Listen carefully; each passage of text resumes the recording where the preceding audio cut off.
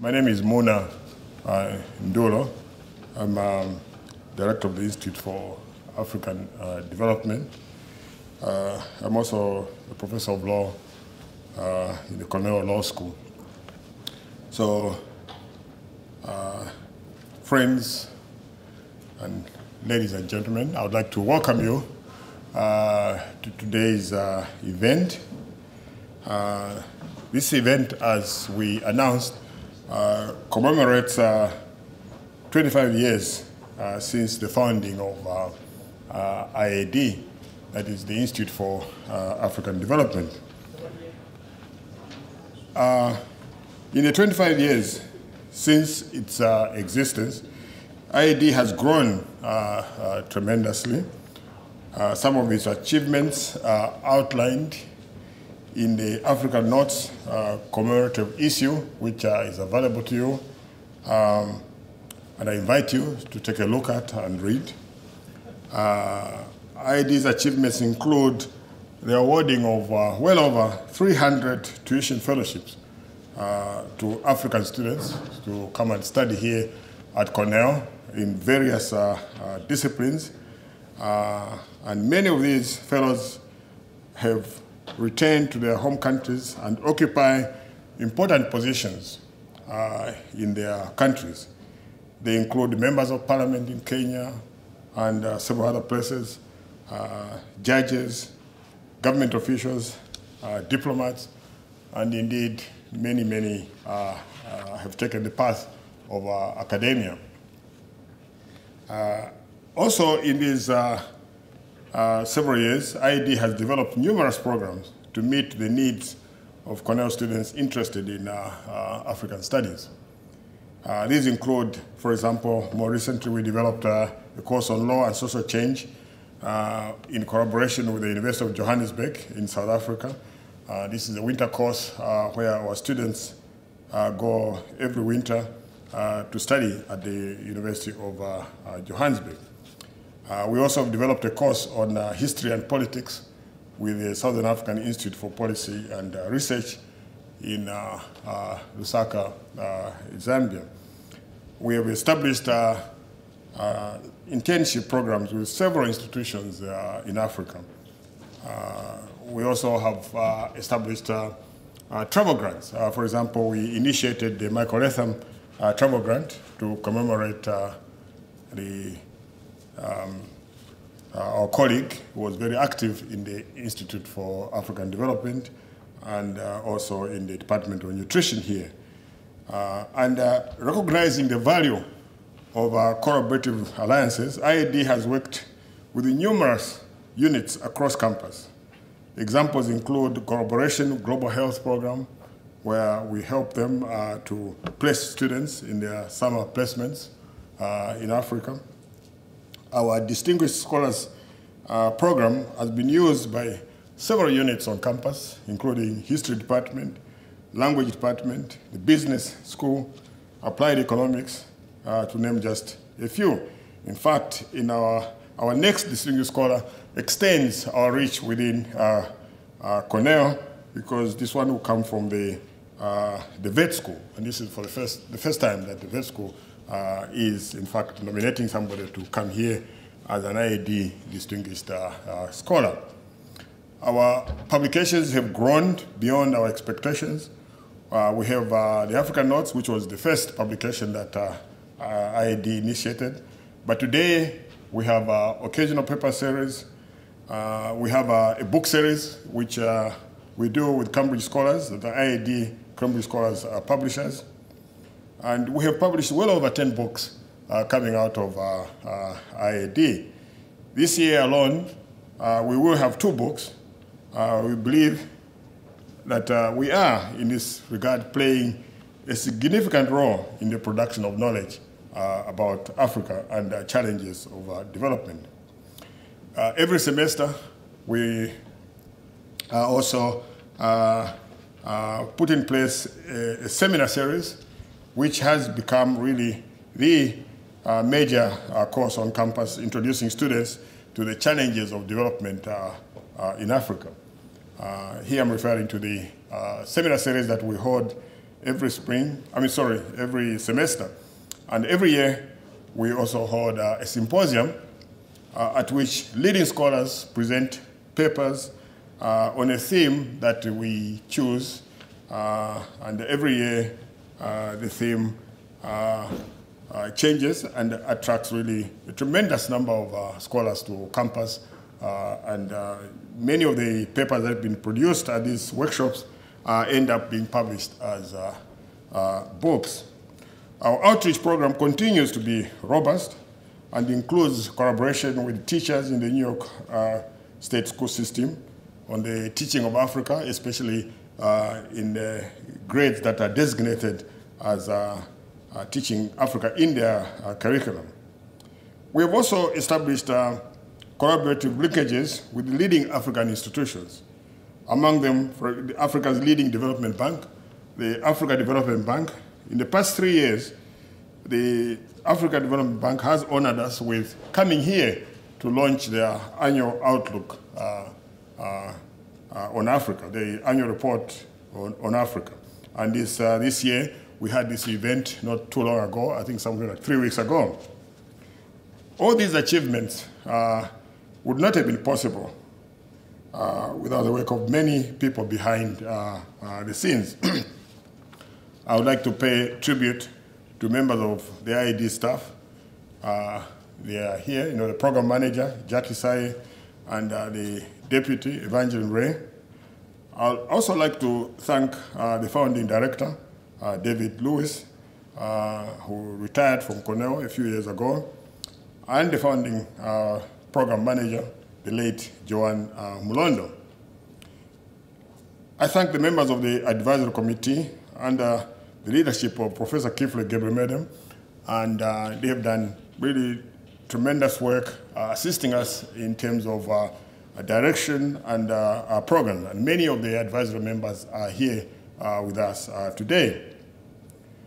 I would also like to acknowledge 3 individuals, and I think one, of course, runs a big risk when you try to identify those 3 individuals that I think, to me, have been really extremely supportive to me personally in terms of the work I do here in relation to IAD. And this is Professor Milton Esman, who is now less active than was the case a few years ago because of his state of health.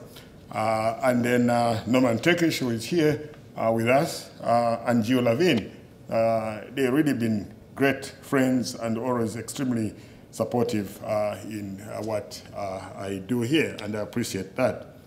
Now, coming to today's panel, we thought that on the occasion of the celebration of 25 years, we should provide an opportunity for IAD to reflect on the status and future of African studies. African studies is a vast enterprise today. Half a century ago, there were few institutions of higher learning, whether in Africa itself or abroad, that took the study of Africa seriously. Today, there can be no doubt that thousands of people all over the world in a multitude of institutions earn their living teaching, researching, and writing about Africa in a way that would not have been imagined half a century ago.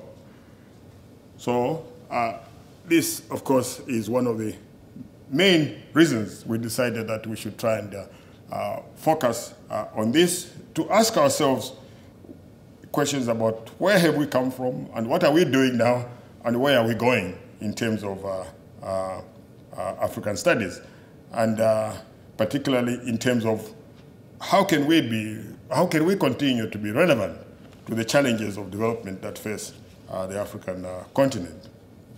To lead us in the discussion, we have an excellent panel assembled here. Each panelist will take something like 15 to 20 minutes to address us. The panelists are as follows: Professor Dixon File, who is a professor of history at DePaul University, sitting over there. And the rest of the bio is here, so I will not take too much of your time in terms of reading out the bio. And also Professor Mary Johnson Austin, who is over there from Brandmore College, and Professor David Wiley, sitting at the extreme left. I must tell you a story about David, and that is that he actually introduced me to research.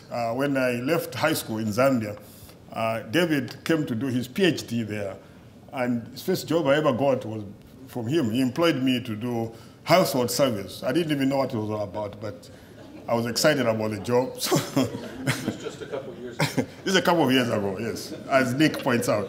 Sociology really played with the tape. So that was, the first time I met David. I just left high school at the time and wondering what to do. So I'm delighted that you are able to join us. And then we also have Professor Chris Barrett, who is here. Professor Chris Barrett is very well known to all of us. He's a member of the Advisory Committee of the Institute and is also the director of the Applied Economics and Management School, the Dyson School. And last but not least is Professor Nick van der Wal from the Government Department. Nick is also a member of the Advisory Committee of IAD. I think we will follow, in the presentation we'll follow the list as you appear on the, so Professor Chris Barrett goes first. Thanks. Or you make a choice. You can go here or there. Thank you very much, Muna. Thank you for the invitation to be here. I want to thank Jackie and Evangeline and Muna for the outstanding job you consistently do at the Institute. It's really a pleasure to be affiliated with the Institute and to be able to enjoy the fruits of your programming. I came to Cornell almost 17 years ago now. It's hard to believe. I'm catching up on you. I'm not quite to 25, but and from the very beginning, the Institute was one of the real homes that I could identify with on campus. So it's a real pleasure to get to be here to join you in celebrating the 25th anniversary of the Institute and to congratulate you on its many accomplishments over these years. While I've been here at Cornell, let me just briefly enumerate a few of the things that I've found the Institute does with real distinction. First, it's had outstanding leadership under David Lewis initially, for the last number of years under Ndulo. I am an administrator now at Cornell running the Dyson School, so I increasingly appreciate that it is not easy to run an organization on a campus. And I'm appreciating increasingly what a selfless commitment of your time it has been to do this, and how uncommon it is to find the sort of grace and skill that has characterized leadership at IAD. You really provide an outstanding example for all of us, Muna, as Dave did, and your very able team. So one thing that I've learned from IAD is what it takes to skillfully administer a unit on campus with minimal fuss and maximal impact.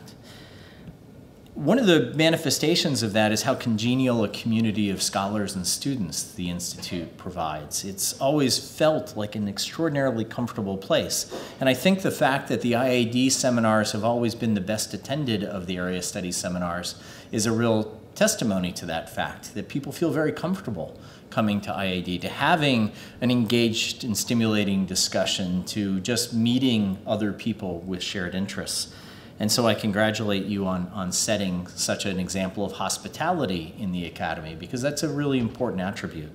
And making it a comfortable place to have open, substantive discussions is really the first step at making this a really stimulating environment. Related to that, it's been a natural place for intercultural and international bridging communications, which is increasingly recognized as a very central attribute of universities. That part of our real function in society more broadly is to help people reach outside the very narrow communities in which we're raised and educated through a young age. And IAD does a fabulous job of bringing in scholars from outside, hosting students, indeed making it feasible for some students to attend Cornell who simply couldn't otherwise. I'm astounded by the figure of 300, more than 300 students supported on the fellowships from IAD. That's a really remarkable achievement, and I congratulate you for it, and I thank you for it, because a number of my students have been in that cohort as well.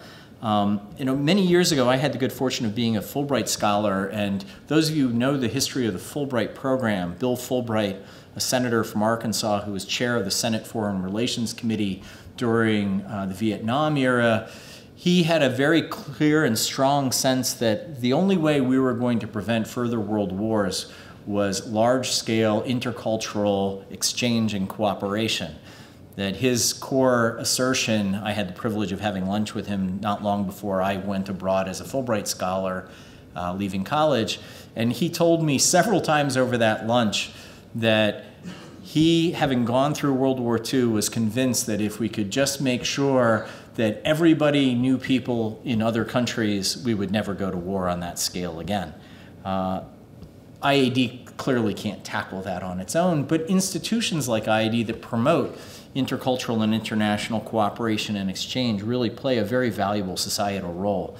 And so I want to applaud you for that.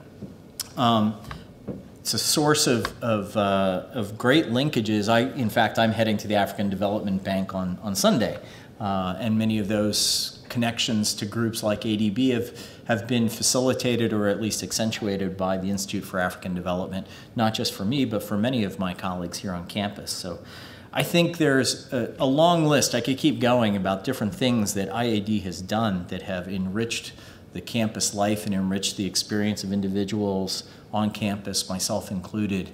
And so I just wanted to thank and congratulate you three before offering something more along the lines of the remarks I think that you really asked me to give. So what are the opportunities for African studies going forward? Let me enumerate 5 different areas where, based on my very parochial set of interests, I think African studies has a great deal to contribute to scholarship and learning more broadly. The first is, sitting in Cornell University, one of the land-grant universities, a really important public outreach function that many of us don't even recognize groups like IAD perform. Muna mentioned just in passing, you may have even missed it, the functions IAD performs in educating teachers around the state of New York. I don't know how many of you noticed in the press over the last week or so, the ambassador from South Africa had a fabulous line talking about the impact of Ebola on tourism revenue in southern and eastern Africa. He said something along the lines of, I'm paraphrasing here, not quoting, the problem isn't the Ebola epidemic, the problem is the epidemic of ignorance. That people don't understand that South Africa and Botswana and Tanzania are not anywhere near the places where there are outbreaks of Ebola right now. And combating that ignorance is a central function of the university, and IAD plays a very central role in combating the very specific ignorance we're witnessing today around panic regarding the Ebola outbreak, which obviously has far less chance of affecting anybody in this room than car accidents on your drive home this evening. But we don't see the same level of panic for a variety of reasons about automobile safety. So the outreach function of the university and of IAD in particular, I think, is and will remain a really important feature of African studies. As the world increasingly shrinks, as communications makes everything that happens anywhere in the world available to us within the hour, it's increasingly important that citizens and students know something about the world they're observing indirectly through the media. So whether it is understanding better the geography of a place, whether it's understanding better the context of democratic transitions, whether it's understanding better some of the challenges of biodiversity conservation in unusual ecological settings, the Institute and African Studies more broadly plays a really important function in educating American society about an important part and an increasingly important part of global society. I mean, keep in mind that Africa as a share of global population, as a share of the global economy, will continue to grow.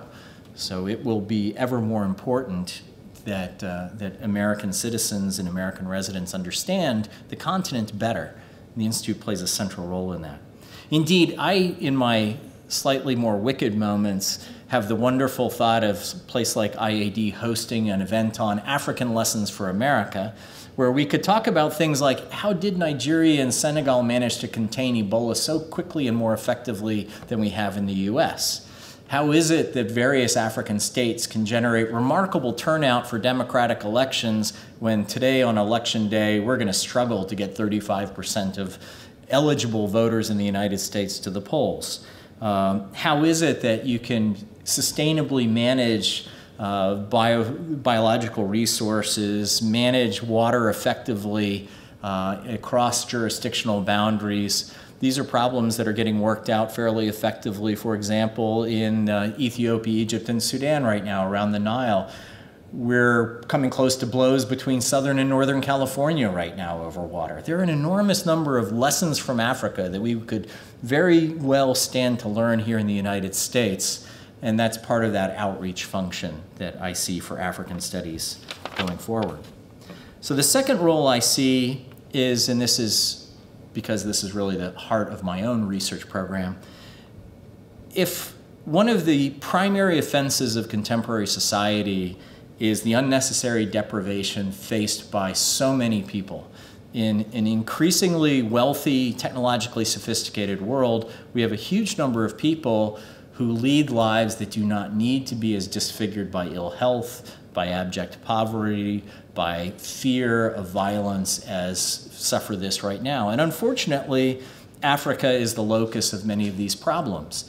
So African studies offers us the opportunity through contextualized learning to address the most pressing humanitarian concerns we, humankind, face collectively.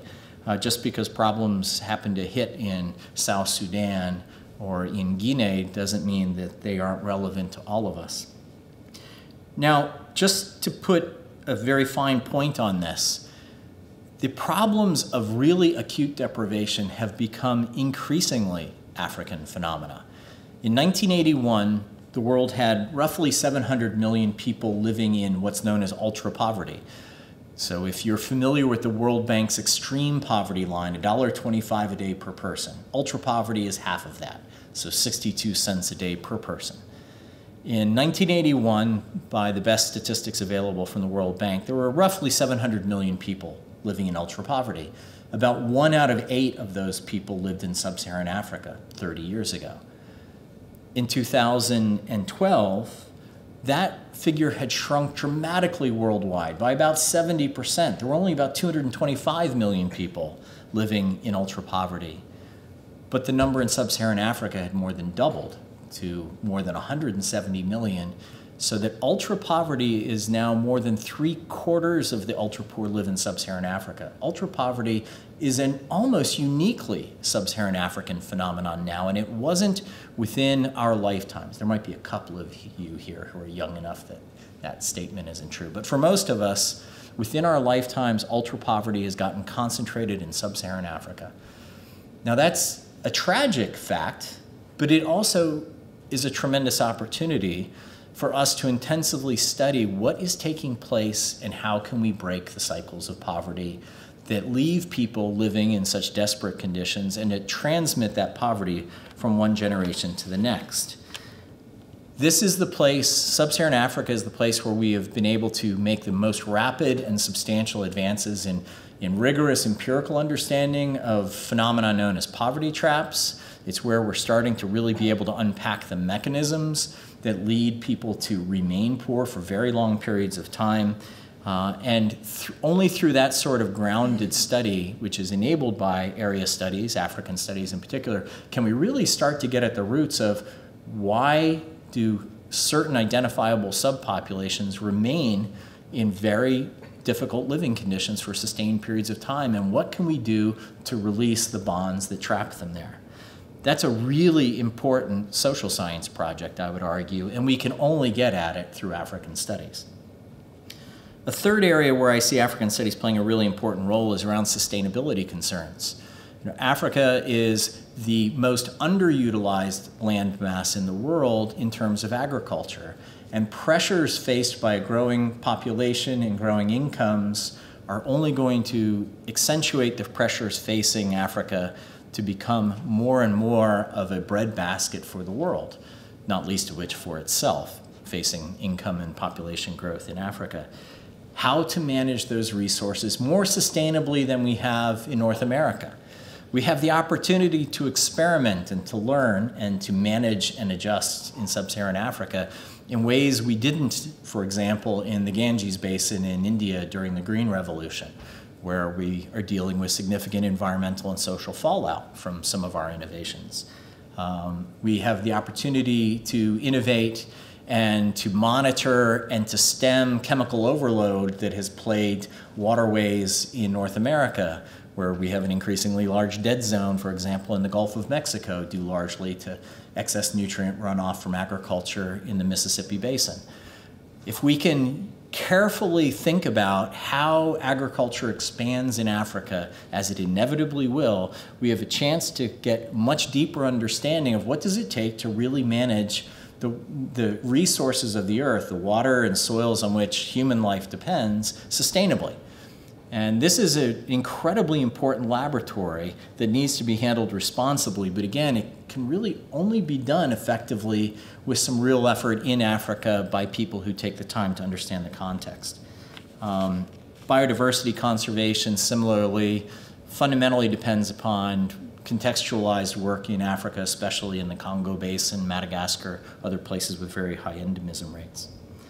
A fourth area where I think there are some really outstanding opportunities for African studies to contribute more broadly to learning revolve around what some people increasingly refer to as One Health, the interconnectedness of human, animal, plant, and soil health. Because these interconnected health systems, commonly studied in isolation here in the academy, really that's an artificial construct. And we just on last Thursday had a symposium to close out the NSF-supported IGERT, the graduate PhD training program on food systems and poverty reduction. And we had a suite of papers presented by students in nutrition, in food science, and in plant breeding about mycotoxins. So for those who aren't familiar, mycotoxins are fungal pathogens common in ground nuts and maize in particular, but not exclusive to those crops, that in acute concentrations can cause death. Aflatoxicosis outbreaks in Kenya get pressed from time to time. But more commonly, they're carcinogenic and they're immunosuppressive. So these are a pretty serious health problem for humans who ingest it. In the United States, it's not a health problem for humans, it's a health problem for livestock. And so at Cornell, the domestic work on mycotoxins is all done at the vet school because you test to make sure that you're not poisoning livestock with feed that is contaminated with mycotoxins. And mycotoxins commonly originate from the soils. And part of the reason why human food sources get contaminated with mycotoxins is people will dry their maize or their ground nuts on open soil that already has fungal contaminants in it. And we have these students here who are able to go across disciplinary boundaries and do field work in Africa to learn about the connections between the soils, the livestock, the plants, the plant physiology, the strength of the husk around the maize has an effect on its propensity to become contaminated, for example, and human health. Have the capacity to take a more holistic look at these interrelated health issues that just can't be done without being based in a place. We can't study this very effectively in the laboratory. And I came away from those students' excellent presentations. They were really impressive. Really appreciating how the combination of the sort of interdisciplinary studies that one can do at a place like Cornell and the sort of grounded area-based studies one can do using resources like IAD enable us to make real advances in science around things like mycotoxins. Or there were other presentations around micronutrient deprivation and its connection to plants and to soils. Again, coupling the health of different organismal layers in ways that we don't commonly do in our regular departments. Finally, since I now run a business school, I think I would lose my union card in my job if I didn't talk about business opportunities. Africa is the unrealized or often under-recognized source for business opportunities going forward. most of the world's population growth, especially in workforce and in prime age consumers, is going to happen in the low and middle income countries. So the North Atlantic economies are mature and sunsetting sources for consumers and for most products, and especially for a workforce. So if you're trying to get a business off the ground or you're trying to grow a business, increasingly students are going to have to be looking to Asia and Africa. And rates of growth of consumer demand and workforce supply in Africa are significantly higher projected forward over the next 25 years than in Asia. So we are increasingly at the Dyson School pushing our students to pay attention to Africa, to stop just thinking about business as a concern in the United States, or maybe if you're adventurous, Japan, maybe even China, or certainly not North Europe anymore, that you really need to be paying attention to opportunities that are emergent in Africa or Asia. But that this is not just a humanitarian site. It's not just a place where people like me who are committed to studying and trying to address poverty and hunger need to work. It's also a place where people who are seeking to make technological innovations and to make their mark through business. It's also prime ground for such people. But business is a highly contextualized thing too, because it's customer and supplier based. So it is increasingly true. I think that you will see Johnson students, Dyson students, hotel students showing up at IAD events as you start to see them recognizing that over the course of their careers, Africa will become an increasingly important place for them to be able to make their mark.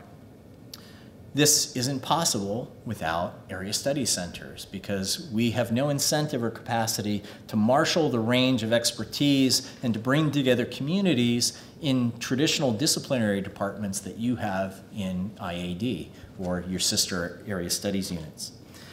So just to wrap up, I think that the Institute for African Development has a fabulous history at Cornell. Personally, I'm deeply indebted to IAD. I think it has been a just central part of my own very pleasurable time here at Cornell. But I also think that it has an immensely important future because so much of study of very important topics and so much of the preparation of our students, both graduate and undergraduate, really depends upon contextualized understanding that we can only really get from area studies programs like IAD. So I just want to thank you and congratulate you, Muna and Jackie and Evangeline, and all those who've been such a central part of the Institute over the years on what you've accomplished, and to wish you all the best in the years ahead. I look forward to joining you in that enterprise. Thank you.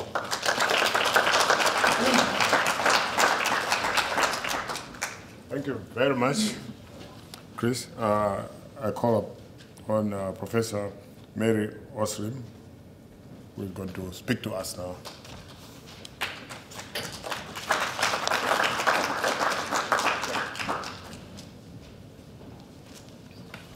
Good afternoon, everyone.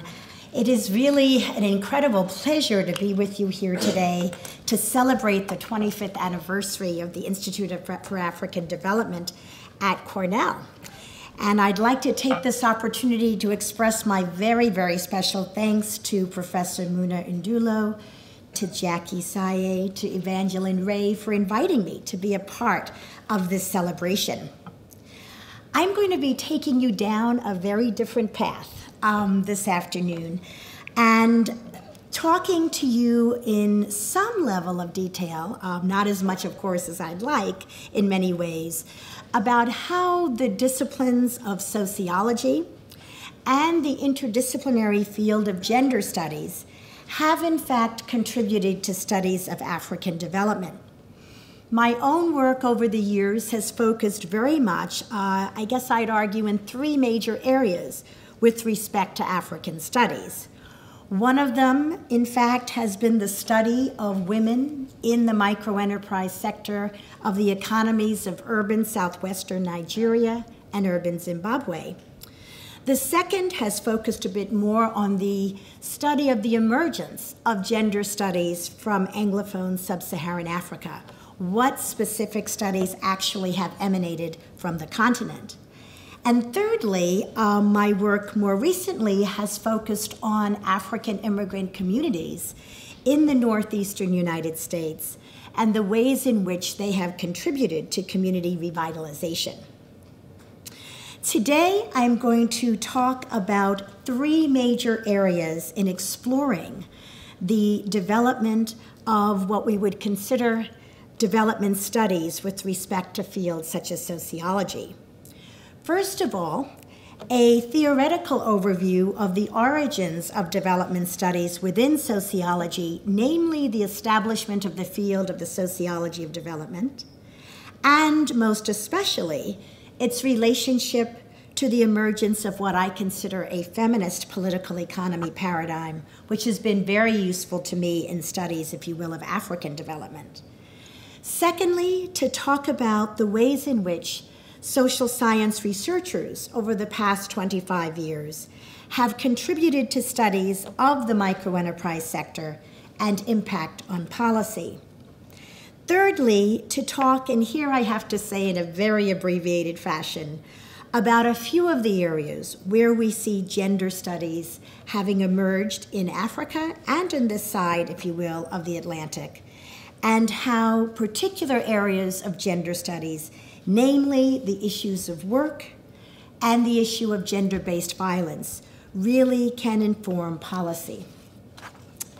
The sociology of development, certainly within the field of sociology, emerges from the social change literature of the 19th century, very much taking its inspiration from the work of Marx and Weber on the emergence of modern capitalism. And as sociologists, we are very concerned with issues of statics and dynamics in societies, and thus there is no wonder that, in fact, theory developing around the mid-20th century focused on the independence movements and struggles in places such as sub-Saharan Africa and other areas of the world. And under that very broad rubric of what we would initially call in sociology modernization theory, we saw a real emphasis on issues of societies needing to develop in ways in which they would resemble the West, or what I would prefer to term the global North. Thus, focuses on issues of mass migration of populations from rural to urban areas to facilitate the development of industry, the adoption of democratic processes such as voting to create identity as citizens and a sense of nationhood, and, if you will, issues of moving from more extended family forms to nuclear family forms to facilitate the entry of men into formal labor markets in cities. Another segment of what we would consider modernization theory in sociology was, in fact, what I refer to as psychocultural theory. The notions that it was important to develop personal characteristics that emulated the modern man, if you will, in the West, and thinking about such characteristics as rationality, creativity, future time orientation, appropriate risk-taking, as being those characteristics essential for development. If that's the way it worked in the West, that ought to be the way it works, if you will, in the global South, and in this case, in African societies. Needless to say, these theories were exceedingly problematic on so many fronts, and I'm not going to even try to unpack the many ways in which they were. But what, of course, was important is the ways in which we saw the emergence of another area of theory within sociology, namely conflict theory stemming from the work of Marx and Lenin in particular. Starting down a road of what we know as dependency theory, where we talk about the extent to which global North societies were able essentially to develop precisely because of the so-called underdevelopment of the global South, where we talk about world systems theory, which in fact enables us to think about the processes of incorporation of nations into a modern capitalist system. And thirdly, what I consider comparative political economy, or what we call these days in sociology the political economy of the world system, as a way of really looking at both negative and positive aspects and effects of globalization and on populations in the South, both because of internal and external influences. But what for me has been most important in research in sub-Saharan Africa, and I would certainly dare say to many colleagues in a variety of areas of the global South, has been work in the area of feminist political economy.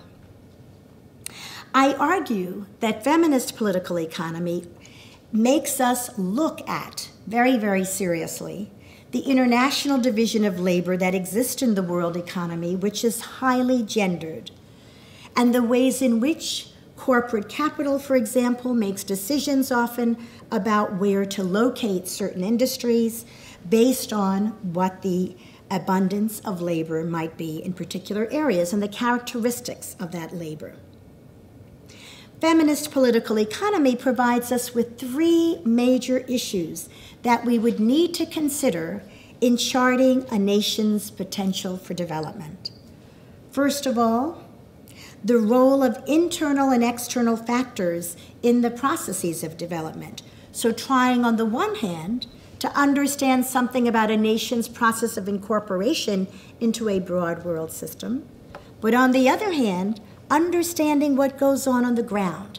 So what does class structure look like? What do gender relations look like? What does the organization of the state look like?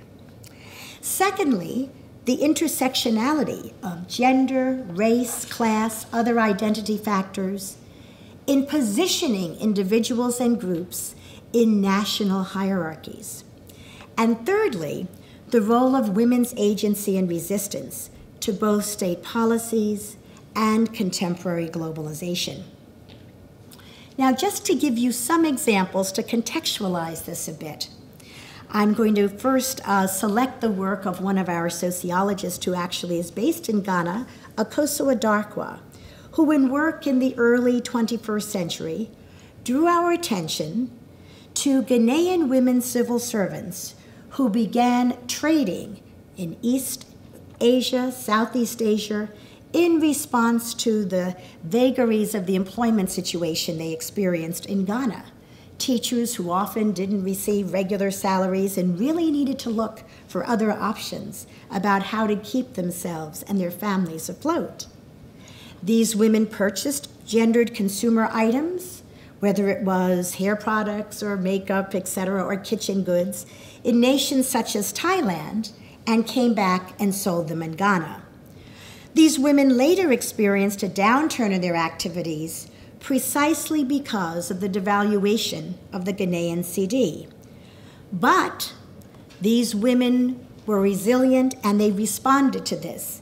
And they strengthened their social networks with their wholesalers and retailers in areas such as Thailand and were able to continue their transnational trade. As we think of examples, and they are plenty, but just to draw on sort of one particular one, of women's agency and empowerment in the more recent period, I couldn't help but thinking back to the activities of Niger Women for Justice in the early 2000s in the Nigerian Delta region. These were women who organized to express their resistance to corporate malpractice on the part of Shell Oil and Chevron. They noted they experienced pipeline explosions, oil spills, petroleum fuels for these multinational corporations and their activities that seriously impeded women's abilities to be able to provide for their families. Much of local production of food was destroyed. It became exceedingly difficult for fishing, for processing palm oil, or engaging in other activities. The Niger Delta women, however, did in fact protest. They barricaded the gates of companies, they sang protest songs, and often, of course, there were very negative backlashes to these protests on the part of the Nigerian state. But what is very important, it seems to me, to recognize here, of course, is this as an example of the countless examples of women's agency in sub-Saharan Africa and the ways in which, of course, they will confront conditions that, in fact, do not serve the best interest of themselves and their families. Secondly, I'd like to think a little bit and turn toward the microenterprise sector and its role in development. And you may know the microenterprise sector best as perhaps the informal sector. Over the past 25 years, there have been some very interesting shifts in scholarship and research findings in this area that do hold important implications for policy. Once viewed as marginalized and absolutely in opposition to development, scholars and policymakers have more recently recognized the microenterprise sector in a more dynamic way and recognized it as being a critical locus of economic activity in sub-Saharan Africa. It is the second major sphere of economic activity for women on the continent after agriculture. And much of the early scholarly literature failed to recognize the relationships that actually existed between the formal and informal economies. And in fact, we know the realities today are such that entrepreneurs, laborers, other consumers are basically, if you will, operating very often in both spheres. And in fact, if anything, we often find the informal sector serving as a kind of insurance in case one loses their formal sector job. And in many ways, the example I gave earlier of Ghana and Ghanaian women trading in East Asia perhaps in fact epitomizes that. Now, there's a great deal of creativity and dynamism that we see in this particular sector. And in fact, I think we certainly saw a real uptake in the activities of this sector precisely in moments of economic crisis and structural adjustment in many sub-Saharan African nations.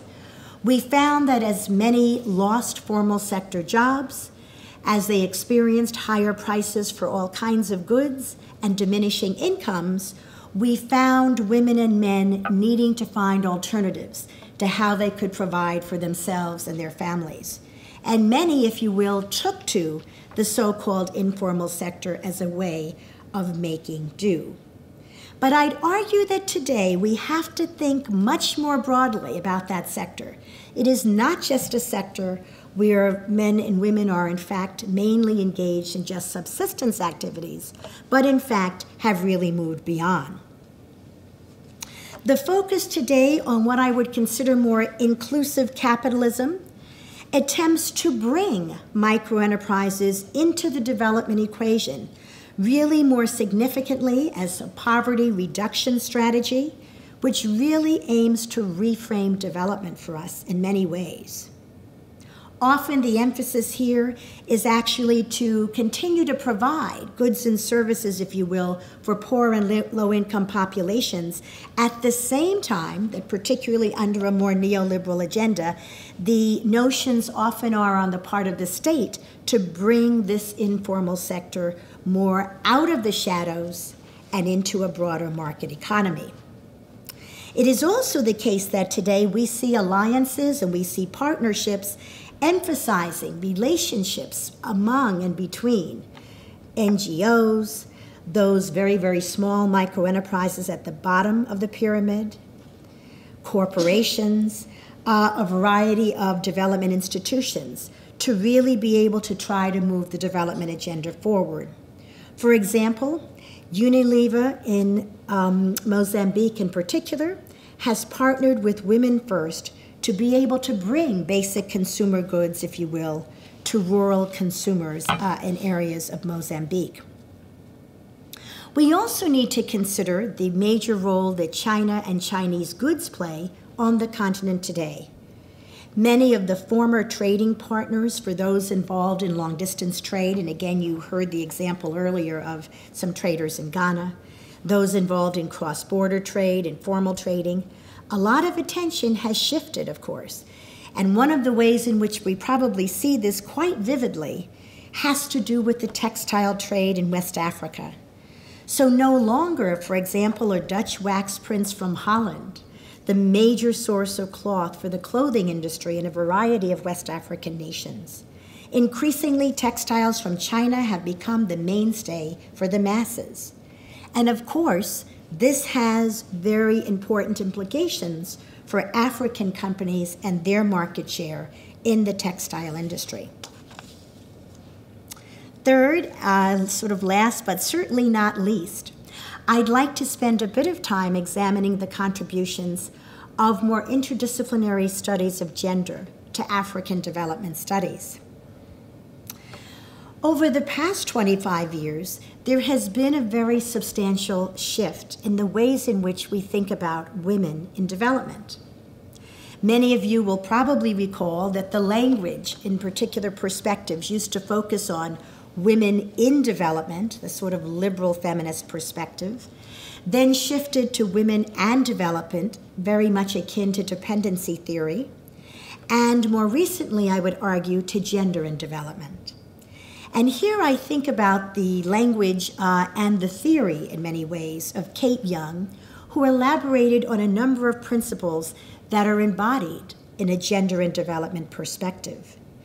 First of all, emphasizing that if we are very serious about trying to understand development in African countries today, it is critically important that we understand, one, the fact that there is an incredible diversity among women and men in these populations, that we have to consider the range of stratification variables.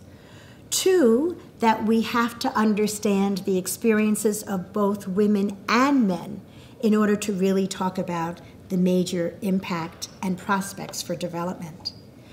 Thirdly, we have to understand the empowerment of groups in the society, and here I would argue particularly women, in ways in which that has been understudied and ignored in the more distant past.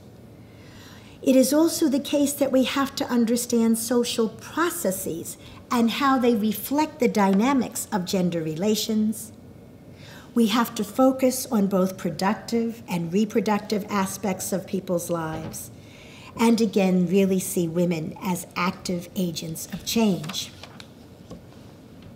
So as we think about the importance of gender in development and utilizing a gender in development perspective, it's important to realize that this has to be studied, across genders with regard to sexuality in order to gain a more holistic perspective on what is essential in the development of not only nations, but of communities and of families as well. Excuse me, 1 minute.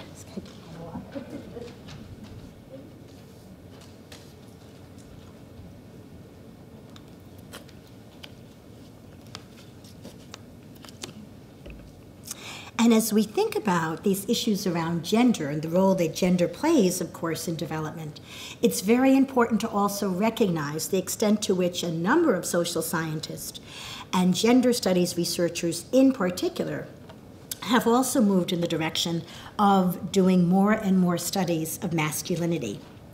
And here I can't help but thinking of the work of social scientists such as Kopano Rotele in South Africa, who in fact focus on understanding power relations, not only for men in the economic and political spheres, but also in terms of what goes on at the level of the household, precisely because it gives us a handle on understanding what he calls hegemonic masculinities.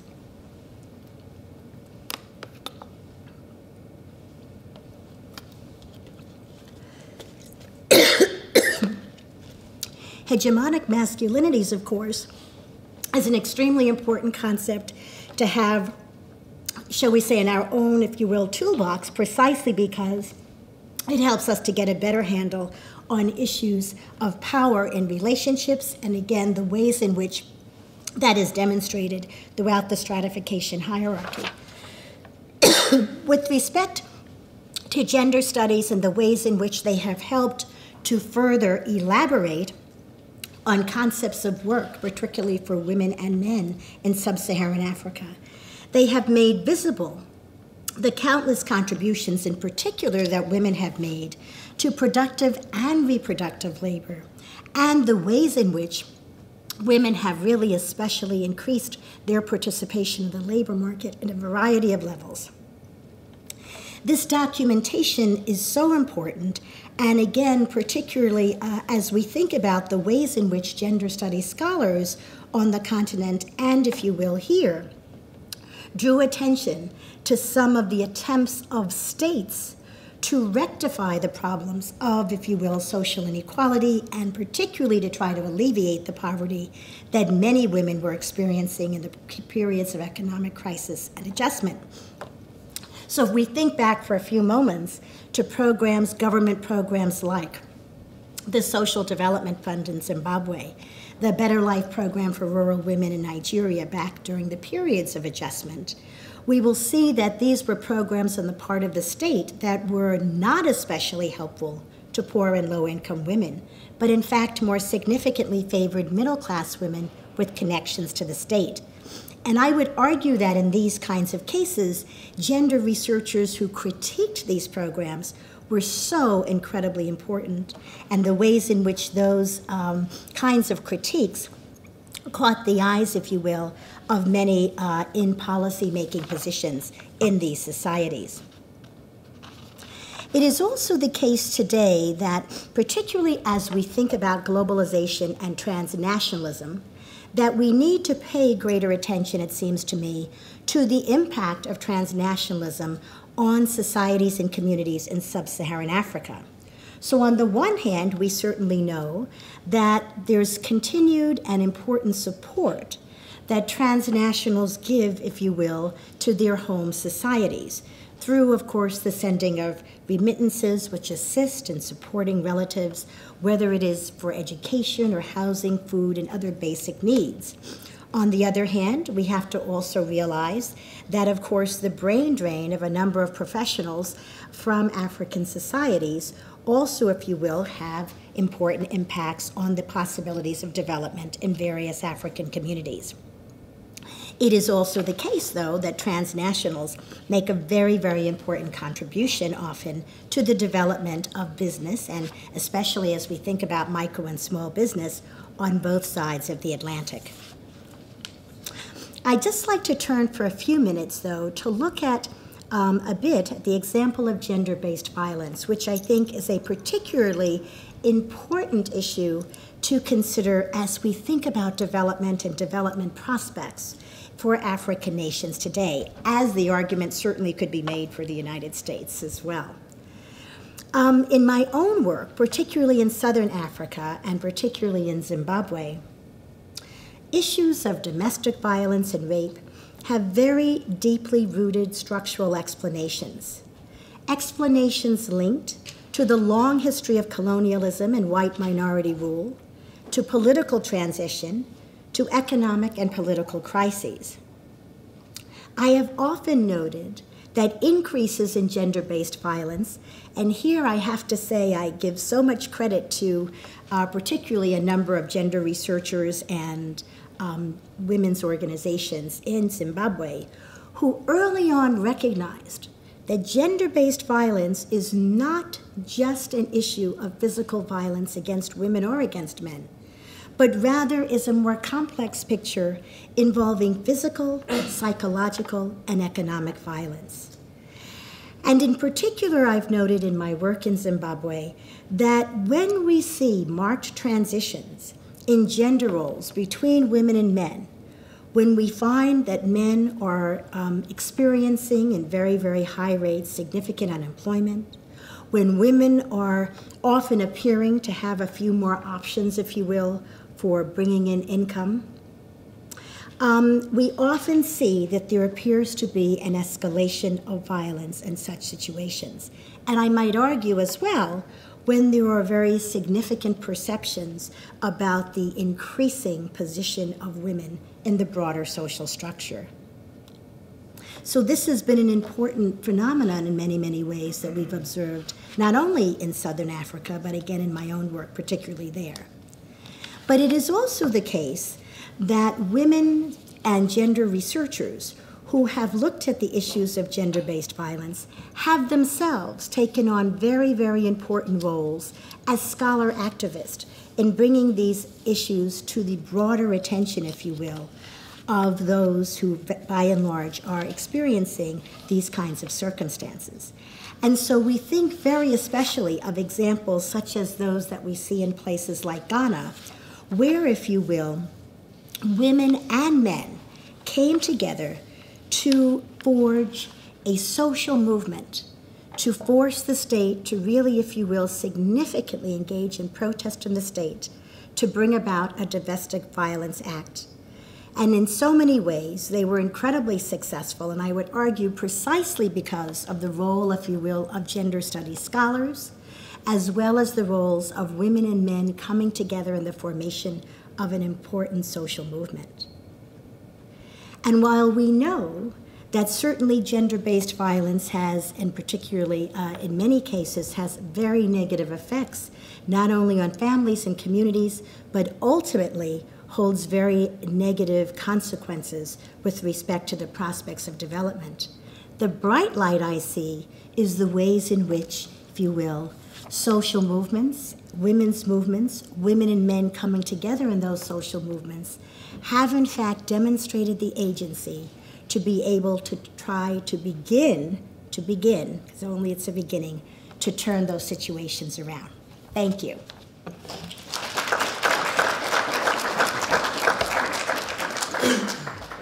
Thank you very much. Yeah. So our next speaker is Professor Dixon File from DePaul University.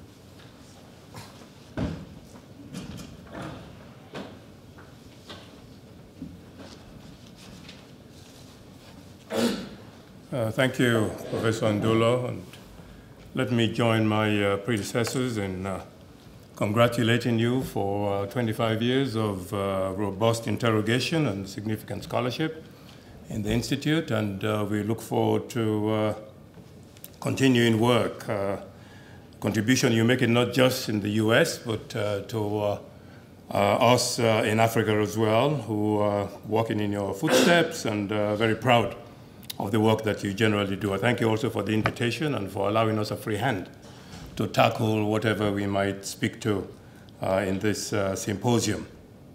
I have couched my remarks largely within the context of some agonizing that has been going on in the Great Lakes Colleges Association, the consortium to which my college belongs, where we've been worried for some time now about declining enrollments, fluctuating enrollments, in fact, in Black studies and particularly African studies courses. We're beginning to talk of a crisis in African studies, and people are wondering whether some professors who are retiring should in fact be replaced, or whether their positions should go elsewhere. This, of course, is very disturbing for an Africanist like me, who's given over 40 years to this enterprise. So I thought this might be a time for some stock taking, because a poll was done largely anecdotally, I don't think it was really scientific, among the students in our consortium. And some 35% of those who don't take African courses said they find Africa depressing. 65 said it's fine, we love it, we love what Africa does. But 35%, that's a large number of students who say they don't think they want to go in that general direction of African studies. And for somebody coming from Sierra Leone, and I teach here now, so the Ebola problem, I haven't actually been around, so don't make for the exit, because I'm here. I've been here I haven't gone home in 4 years.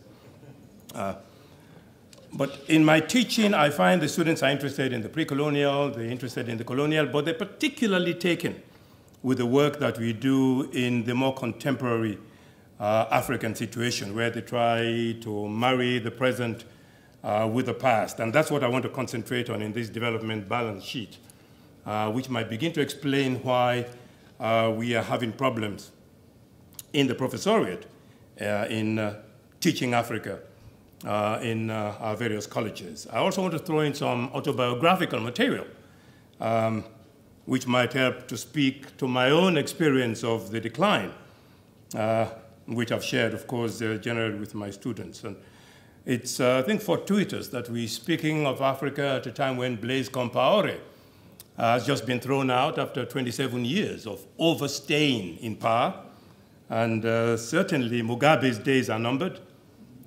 He's been there since 1980 and with no remorse whatsoever.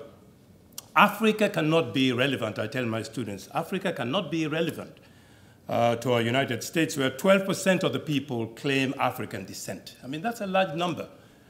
So we have to find creative ways of making Africa appeal to that 35% of jaundiced students who seem not to be particularly interested in what we provide. So when we look at Africa, what generally do we see? I mean, West Africa alone holds some 60 billion barrels of oil reserves and large natural gas deposits. I mean, that's not insignificant.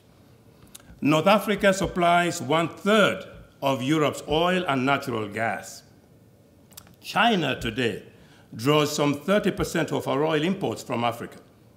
Of course, China is now being couched as the new neo-colonialist on the continent. There are people writing of Chinese, in fact, involved in grocery sales in Lusaka and in Freetown. So again, we need to problematize China and see how we can make her presence more wholesome, more congenial to our people, even as they continue to work towards eclipsing the United States in the economic realm in a few years.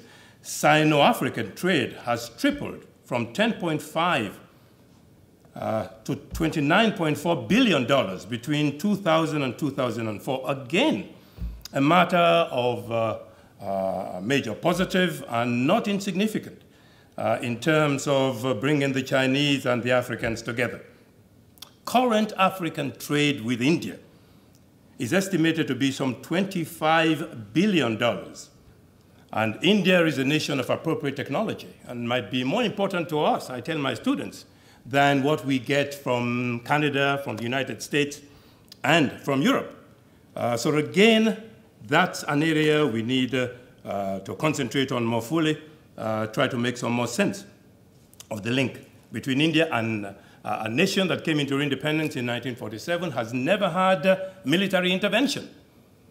They've managed with a sputtering democracy. They have elections every now and then, but somehow they do have elections. And there's greater accountability in India than you see in many African countries, because at independence in 1947, they incorporated the traditional system of the Raj, the local governmental system, into the Westminster system they inherited. And Gandhi and Nehru and others were prescient enough to see the need to do this.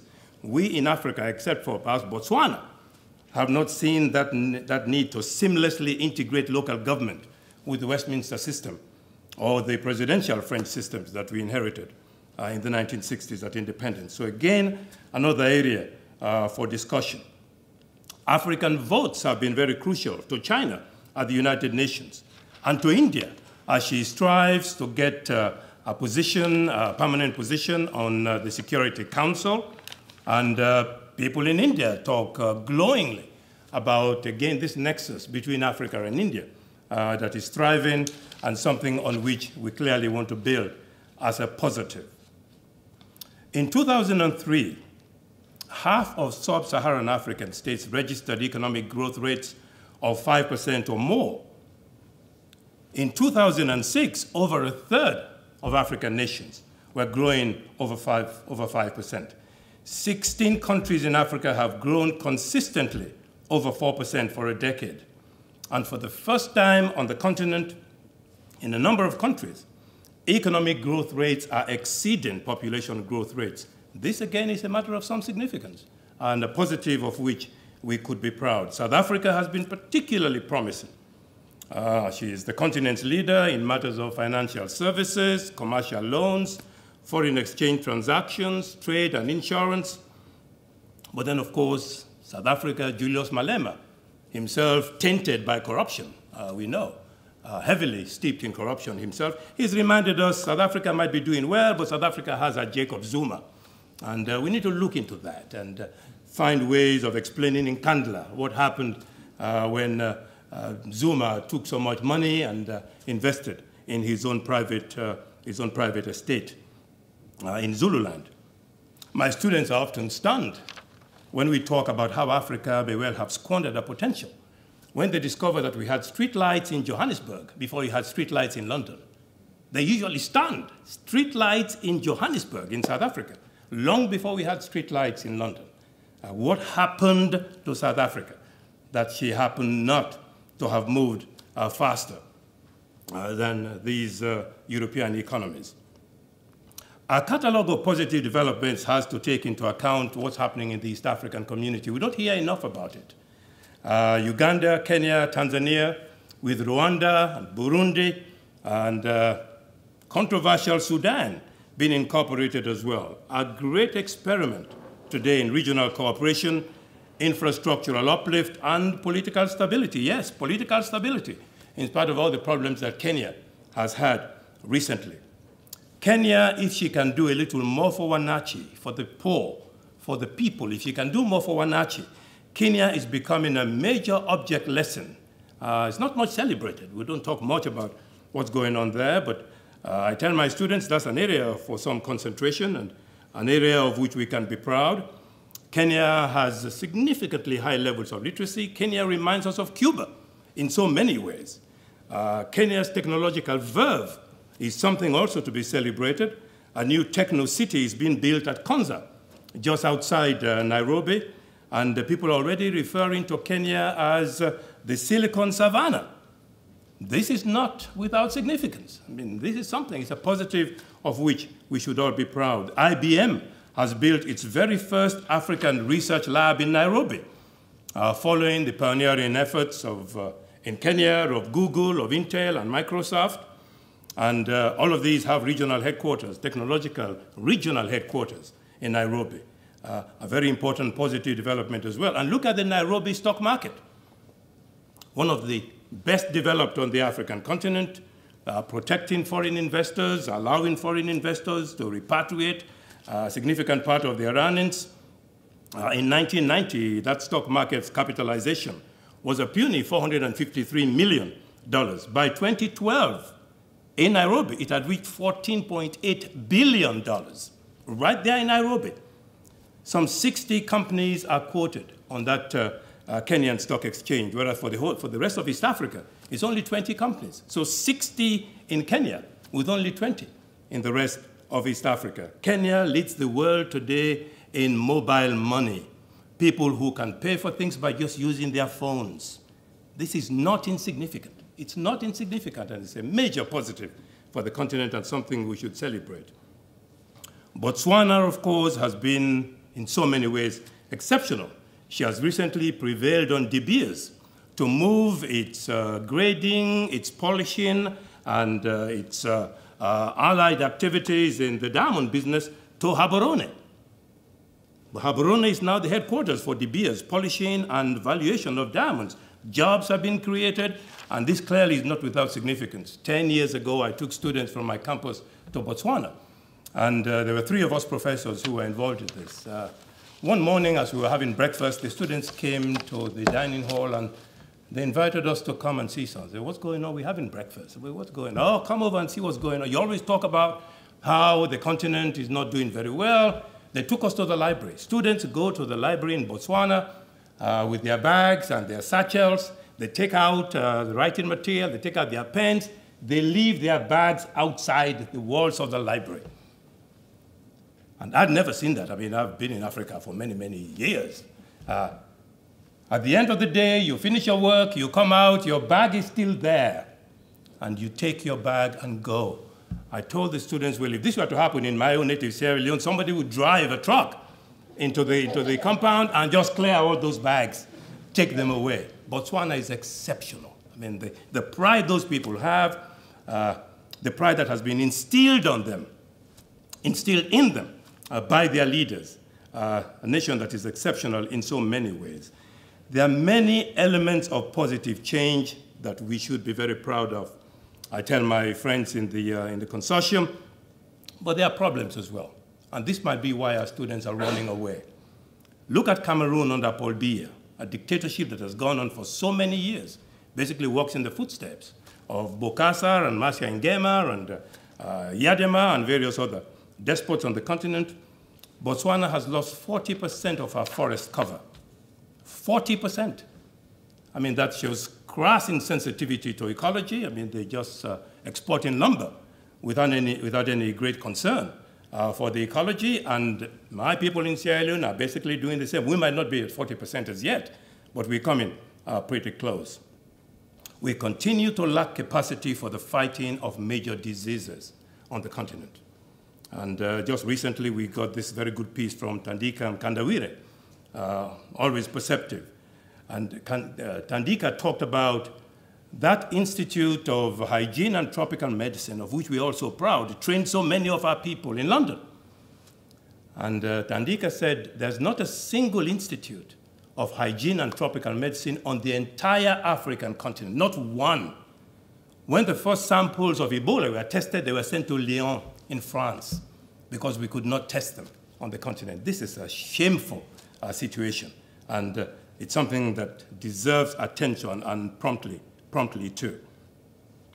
Our people, almost a whole billion now, are being ravaged by civil war, refugee generation. I've just been reading a book by Amanda Hara on displacements, and it makes such frightening reading to see what has happened, not only at the level of displacements generating refugees, but internal displacements, like has happened in Zimbabwe, where people have not moved. They've been basically in suspended animation. They stay in Zimbabwe, but they're not really of Zimbabwe anymore because they've lost their economic moorings, they've lost their roots, and they've been displaced internally, even though they have not left their country. Some 70,000 Africans still migrate annually. And my colleague just spoke about migrations. Some 70,000 Africans still leave the continent annually to look for lives that would be better for themselves and their families. 4.6 million are in Europe alone. 4.6 million Africans. Sam Huntington, someone who don't like to generally quote, the late Sam Huntington, because of his problems with the clashes of civilizations and his claim that Western civilizations have primacy and hegemony and cannot be compared to other civilizations. He tried to diagnose some of our problems many years ago. And he said that a major part of the problem in Africa is that we seem to have privileged political mobilization, having the Mercedes car, having parliament, having the flag, having the national anthem, having the pomp and circumstance of power, without doing enough about the institutional consolidation of power. And what does it mean by institutional consolidation? Enthroning the sanctity of the ballot, stressing the importance of collective responsibility, stressing the primacy of the separation of powers. These are areas in which we can do a whole lot more. We haven't done enough. And I don't generally celebrate Huntington's work, but he definitely got it right in this area. And he spoke to us 20 years ago when he wrote that paper about the need for us to do more at the level of institutional consolidation, even as we try to pursue the flag, the national anthem, the Mercedes car, the corruption in which we are legion in many of these African countries. Corruption still stalks the land. My own Sierra Leone is a prime example of how leaders can destroy their nations by turning their backs on accountability, ignoring transparency, and basically enthroning dictatorships for life. Look at Angola. The main oil company is Sonangol. Sonangol does not even render public accounts of its revenues. I mean, one of the richest nations on the continent and one that's growing by leaps and bounds. Sonangol does not even declare publicly its oil receipts. Ghana, I don't know if they've stopped, but Ghana for a number of months was reporting on almost a daily basis on radio and TV how many barrels of oil they realized. That's what an African nation needs. That's what we basically need on the continent. That's what will bring more students to take our continent more seriously, get them into our classes. With 10% of the world's population, we have 30% of the world's poor. I mean, that's staggering. Africa is the only continent where the number of folks in poverty continues to rise steadily. We are the only people in that abysmal morass at the moment. Our continental numbers in urbanization are modest, but we have the highest city growth rates. People are flocking into cities, and the rate at which cities grow. In, again, my own native Sierra Leone, which I know best, where we had, before the Civil War, 1991 to 2001, we had only about a million people. Now it's over 3 million in a very congested Freetown, a place where, of course, it's easy for Ebola to thrive because people are living cheek by jowl, side by side, basically living on top of each other. So I mean, you don't want Ebola in that kind of vulgarity, urban vulgarity that we have over there.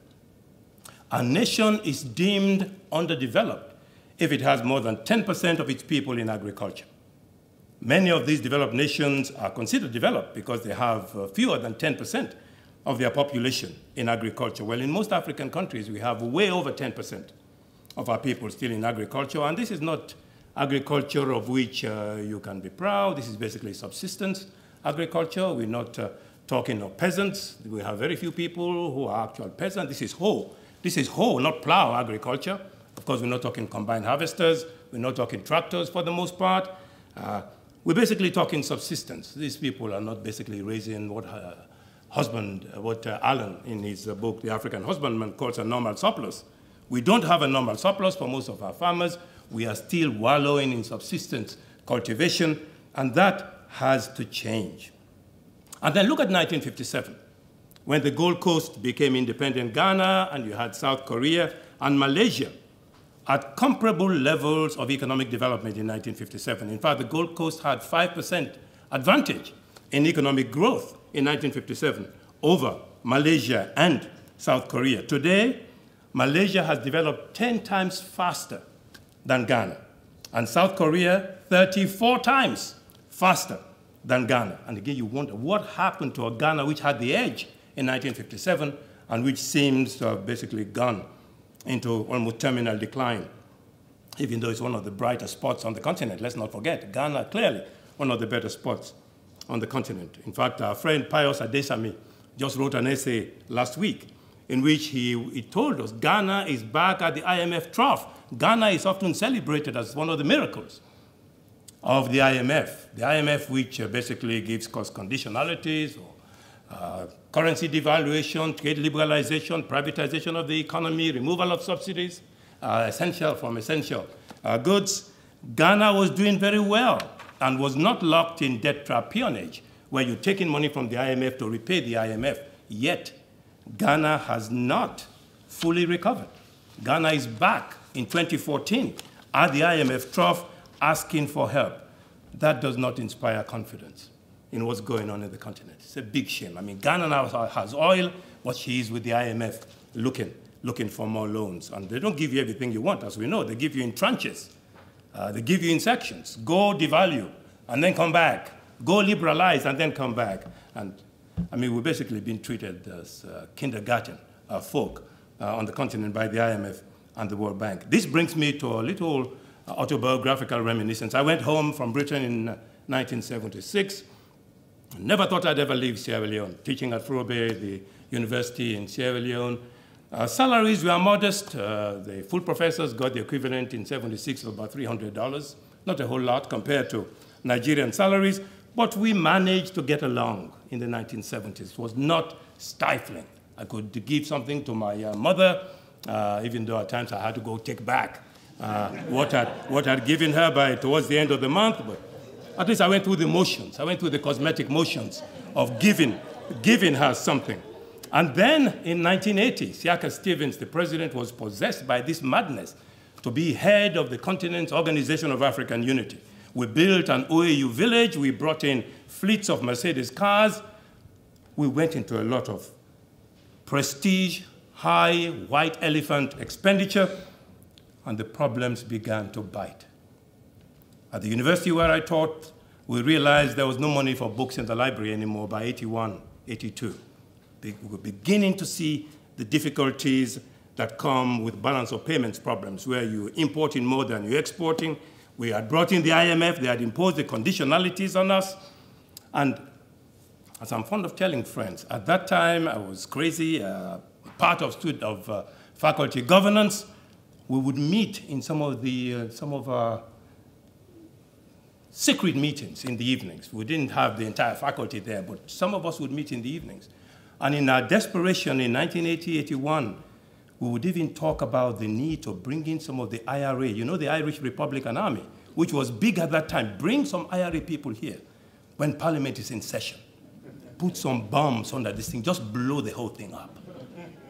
Well, we had those conversations with senior colleagues who, about a year later, Stevens, very crafty, President Stevens, very crafty, knew the university was against him. He mobilized some of these colleagues of ours, people who had been privy to these conversations, people who had been top professors in various departments, made them members of parliament unopposed. They didn't even have to go through elections.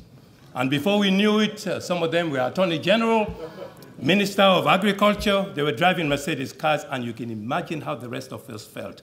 What if these people tell Stevens what we used to talk about the IRA, blowing this? I mean, you could imagine, many people began to leave, many of my colleagues. That's how I got to Nigeria myself. I went to Port Harcourt in 1982 because we became so uncomfortable on the campus. We just knew we were unsafe. Well, Stevens had sent thugs into the campus in 1977 and had beaten professors and had done all kinds of things to us. I mean, what won't he do if he gets to know we were plotting his demise, some of us on the campus? But this tells you, I mean, people talk here theoretically of what the IMF does. We have lived it. We have lived it. I remember spending most of our days in the informal economy, of which our colleague just spoke. I mean, your car breaks down, you can't afford to go to the shop where you bought it. We went to the roadside mechanics. I was a lecturer, the equivalent of an assistant professor at that time. But the way we lived, I mean, we basically had been reduced to just desperation because the IMF had slapped all these loans on us, and we had allowed ourselves to be sucked into the IMF net because of the corruption of Stevens and other people who ran this economy. Since independence, we have seen over 80 successful military takeovers on the continent, some over 80, and 108 of those actually failed. But the appetite for coup d'etat is still rich. I mean, we just saw it in Burkina Faso, where the army has now been prevailed upon to only be there for about 2 or 3 weeks, at most 2 months, hand over to the civilians. But we continue to develop this great appetite for military interventions. We see unmitigated violence in the Congo since the murder of Patrice Lumumba, in which the CIA, of course, was implicated. Look at Stockwell's papers. I mean, it's no longer a secret that the CIA was involved because Lumumba was seen as socialist, communist, closed. This was the Cold War. He was close to the Soviet Union and therefore had to be eliminated. Kasavubu was preferred to him. Since Lumumba's death, we've seen pronounced violence in that territory, particularly after 1996. Some 5.4 million Congolese lives have been lost. That's a lot of people. I mean, how can we forget piracy in Somalia and on the Nigerian coast? Yet another blight on the landscape on the continent. And the continent has become a transit point for drugs coming to the West, going to Asia, going to Latin America. My own country has been involved in this. Ministers have been implicated in the trafficking of drugs through Sierra Leone to the West. Continental industrial capacity has dipped sharply from 4.8% in 1975 to 2.4% in 1990. Our contribution in sub-Saharan Africa to global industrialization is still only a measly 1%. 1% in sub-Saharan Africa's contribution to global industrialization, and half of that comes from South Africa. Well, talk of an anomalous situation. Half of that 1% comes from South Africa. South Korea alone contributes 3.4% to the global tally of world trade. South Korea alone does 3.4%. I mean, why would students come to my classes? What do I have to tell them that will gladden their spirits and elevate their minds? We continue to be heavily dependent on single crop economies, which have major problems of fluctuating commodity prices, anemic mechanization, whole economies, as I said earlier on. Kandawire has recently highlighted our dependence on aid. We are depending more on aid than on investment funds. 70% of gross capital formation on the continent comes from aid. 70% comes from aid. Only 15% from foreign investment. I mean, how can you grow when you're relying so heavily on aid and you're not attracting investors? You don't have the right kind of climate that will bring investors who would want to put money into making your economy self-sustaining and more robust. Donald Kaberuka, president of the African Development Bank, once maintained that we need to do a whole lot more at the level of what he calls the 3 R's, the 3 I's: institutions, integration, and infrastructure. There's no doubt that he hit the nail on the head. We need to do more at institutions, to go back to Huntington's point. At integration, I mean, the Gambia is 300 miles long, only 35 miles wide. Well, how can that be a viable economy? And then it's encompassed with Yahya Jammeh, who claims he can even cure AIDS. I mean, the madness is just multiplying in some of these countries. But surely we can do more. But to end on a more optimistic note, I hope I haven't taken far more than my 20 minutes. There are hopeful economic signs in Botswana, in Ghana, in Lesotho, in Malawi, in Namibia, in South Africa, in Tanzania, in Uganda, and in Zambia. So we cannot forget that. I mean, people tend to lump Africa. Some of my students still talk about Africa as a country. I mean, it's a continent. And there are so many variables. There are areas that are doing very well, areas that need to be emulated. The informal economy continues to sustain our poor. I was a professor in the university. I went to the informal economy almost on a regular basis. That's why my wife repaired her shoes for the most part. We couldn't afford to buy new shoes all the time in the 1980s when we taught in Sierra Leone. But the informal economy is constantly under threat from the formal economy. And who are the people in the formal economy? The ministers who run the restaurants, who have the big businesses and the industries, and who see the informal economy as competition. And they're doing everything to tax it out of existence, and they're doing everything to kill it, even though that's where the poor, the majority of our poor and the wretched middle class, basically get their subsistence.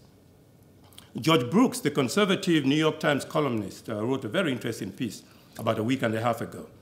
And he made the very important point that the story of Africa is not all Boko Haram. That's what many Americans think. Africa, oh, it's all Boko Haram. No, it's not. The story is slivers of economic promise. Nigeria growing at 6.7% in 2012. That's not insignificant. Mozambique at 7.4%. America would envy that. 7.4% in Mozambique. Ghana at 7.9%. Continental growth is projected at 5.2% in 2014. I mean, that's significant. And this is something on which we can build. You have nations like Rwanda and Ethiopia, which have been doing very well without oil. They have no oil. But their economies, they are attaining a buoyancy that many African nations generally envy, and rightly so. We need more Ethiopian experiences. We need more Rwandan experiences, even though Paul Kagame is known to be heavy-handed and has been going after some of the opposition, as does Museveni in Uganda. But Uganda continues to do well economically. If we can only clip his excesses a little, get him to be a little less brutal, less draconian with his people, Museveni, and the same with Kagame. Hopefully those two countries will become miracles as well in the years ahead. In 1980, only 28% of Africans lived in cities. Today, 40% of our people do. Only 28% in 1980. Now 40% of our people do. And high school enrollment has increased by 50%. More people, more young people are in schools. With greater political stability, less dependence on aid, greater transparency and accountability, the development index should rise. We should do better in another 20 years if we can get leaders who basically put our people first. We also need fewer Pentecostal observances. That's a major problem on the continent. Too many people spending time in prayer. I mean, everywhere you look, almost every country, and many women, but some men as well. The men go there because they're controlling the money. A lot of Pentecostal activity, people praying too much, and not spending enough time doing more material, more tangible, more tactile things, which will move the continent forward. So we need to cut down on all that prayer It's too much of that. There was a time when we were very skeptical about the otherworldliness of Christianity, of a Christianity which says, lay not up for yourselves treasures upon this earth, where moth and rust doth corrupt. Lay up for yourselves treasures in the other life, where neither moth nor rust doth corrupt, and thieves cannot break through or steal. Many Africans realized at the turn of the century, in the first decade of the 20th century, this otherworldliness of Christianity is very different from this worldliness of our religions. African religions are this worldly, just like Islam is this worldly. We believe in our traditional religions that a man who is bad begins to suffer hell even before he dies. Yeah. But somehow we seem to have overcome our skepticism about other worldly religions, and we seem to be embracing Pentecostalism with gusto. That's an area in which we need to look a little more closely at ourselves and generally do a better job. I'll stop at this point. Thank you so much. Our next speaker is Professor Nick van der Wal.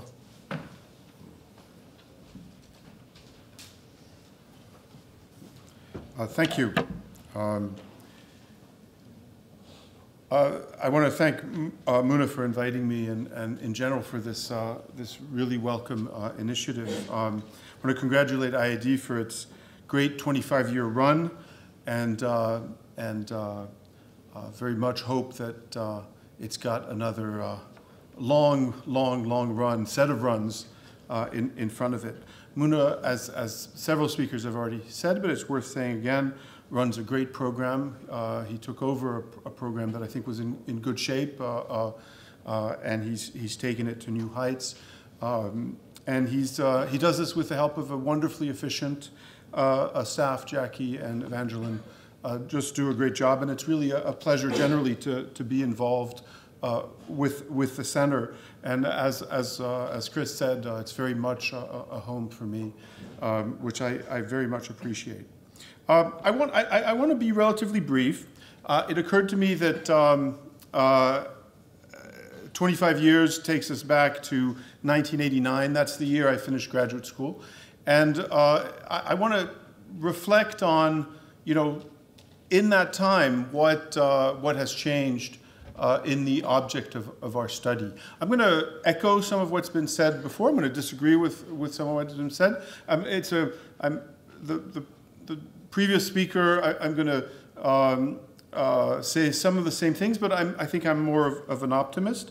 And what I want to do is I want to make 5 brief comments on the state of development studies and the world that, in effect, IAD has mostly very skillfully communicated to our students and facilitated our research for. I want to talk about what has changed in the world that we deal with, what has changed in Africa, what has changed in academia, and what this means for the future of IAD.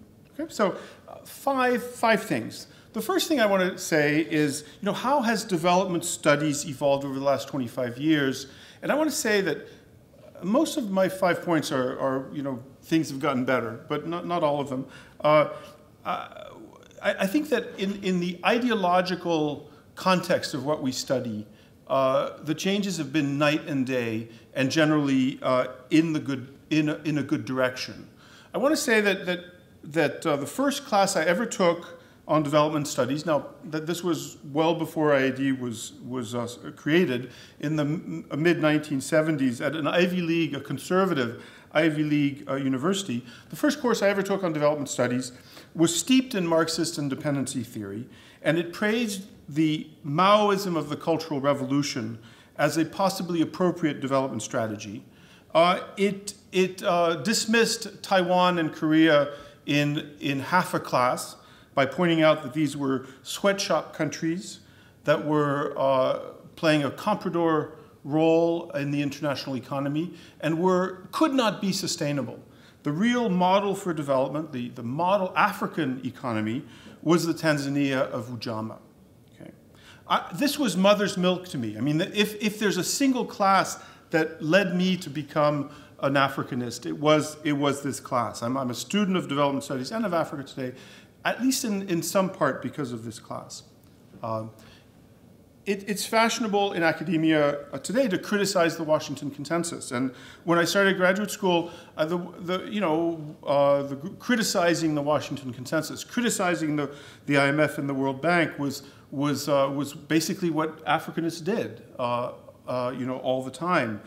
Today, there's a broad consensus, I would say, on development policy, and a broad ideological consensus on what development looks like. And it's basically the Washington Consensus, although we never say that. The one exception, I think, is where most people would say the Washington Consensus was probably excessive, was on financial liberalization. But everything else that we believe about what brings growth is probably in John Williamson's original list of 10 things that Washington economists agree on. I think that in this last 25 years, we have made enormous progress in reaching a consensus on what leads to poverty reduction and economics growth. It's not a perfect consensus, but it's a huge step forward compared to an era where political scientists really argued about whether the Cultural Revolution was a good thing. Okay? The second thing I want to say is sort of how we view Africa. And this is where I'm an optimist.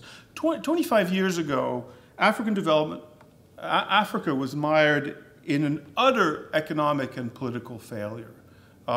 In the late 80s, most African countries were neither democratic, they were beset by coups, and they were undergoing negative growth rates. A lot of academic writing on Africa, and a lot of the work, presumably, of IAD, was shaped by a deep pessimism about the region's prospects. Okay? Things are hugely different and better today. Democratization of the region means that in the late 80s, there were basically 2 countries in the region that had competitive regular elections. Today, there are 44 countries that have regular multi-party elections. Some of the 6 of the fastest 10 growing economies in the world are in sub-Saharan Africa, as the previous speaker said. Obviously, many problems in the region. I don't want to pass those under silence, but I think we don't start from the premise today that these are unsolvable problems or that Africans can't solve them. And I think that's a huge step forward. Poverty today in the region, and the numbers that Chris spoke about, are overwhelmingly related to a minority of countries which continue to be beset by political failures and civil war. But in most African countries, it's something I think 35 countries in the Africa region over the last couple of years have grown by 5% or more. So there's a broad amount of growth in the region, and that is a different world from the world that IAD was initially created in. Third sort of major change, I think, is foreign aid and the impact of foreign aid on development studies. When IAD started, the aid business was really getting started. And from 1989 to the early 2000s, aid to Africa was growing by 5 to 8% a year in real terms. Okay? I'm not sure it did Africa much good, all this aid, but it was very good business for places like Cornell, because aid funded our institutional development and our graduate programs and our graduate students in all sorts of ways. That on the one hand, I don't think that was the point of aid, but on the other hand, it very much is part of our legacy, our institutional legacy here. When I graduated with my doctorate from Princeton in 1990, the social sciences at Princeton were sending about 25 graduates a year to the IMF and to the World Bank. I assume the numbers were probably pretty similar at Cornell. For all sorts of reasons, those days are over. Aid is now contracting since the really 2008, 2009, since the financial crisis. Aid flows have finally stopped this incredible increase. It's also delocalizing. I think in coming years, regional institutions like the ADB will play a much more important role in the region than the World Bank and the IFC. It's moving into very non-traditional areas to deal with new issues and problems that didn't exist before, which is, again, on the whole, a good thing. The rise of private philanthropy and remittances are dramatic changes. I mean, if the current growth patterns continue, remittances from Africans abroad back to Africa will be more than foreign aid in 5 years. Now, that's if the current relatively short trends continue. I think the main policy challenge for the next 10 years is to build a future in Africa and in development studies in which traditional ODA aid plays a much smaller and a very different role. I think this suggests big changes in both what we study and the organization of our programs and curricula. And I do think that's one of the issues that IAD will have to focus on in the coming years. Thirdly, I think the region is characterized by much, much greater heterogeneity than was the case in the late 80s when IAD got started. 25 years ago, all but 2 countries in the region were authoritarian countries. Mauritius and Botswana were basically the 2 exceptions. Basically, other than Mauritius and Botswana, most of the countries were poorer than they had been at independence as well. And it was easy to generalize about the region. We could say, Africa is this, Africa is that. It also, I think, characterized how little we knew about the region, but it was easier to generalize. Okay? And think back on this period of the 70s and 80s when at the UN, the Group of 77 was active and had launched the new international economic orders. The Group of 77 was based on the presumption that Saudi Arabia had the same interests as Niger because they were both part of the global periphery. It didn't make much sense then, but it was easier to speak in those terms because so few countries in the Africa region were growing. They all looked the same to be sort of stagnant. I think that's not possible today. I think there's much, much more variation within the region, as well as, of course, within the old Third World. South Africa is not really comparable to any other country in Africa. It has to be compared to countries like Brazil or Indonesia. Mauritius really looks to Singapore and other entrepot economies rather than to, say, Madagascar. And I think we can learn a lot about Sudan by looking at Kazakhstan, another sort of personal dictatorship with a lot of oil. The old categories have died, and this is a sort of another challenge for IAD in the future, is to figure out how to make new kinds of generalizations about the Africa region. Now, finally, for my 5th comment, I want to talk about the state of political science, my own discipline, and I think the crown, the jewel in the social science crown. I did note once or twice. I did note as I was sitting there that the political scientists were underrepresented at this conversation. 20 years ago, Africa was much, much more marginal in the academy and in my own field of political science. I am the first Africanist that Cornell's government department ever hired, and that's true at a lot of institutions. A lot of American political science departments did not have a single Africanist. It was not viewed that there was real political science going on in Africa, oddly. Today, that's really different. Cornell is still, I think, lagging behind. I don't see any deans here, but if there was a dean here, I would tell them that we should have a second Africanist.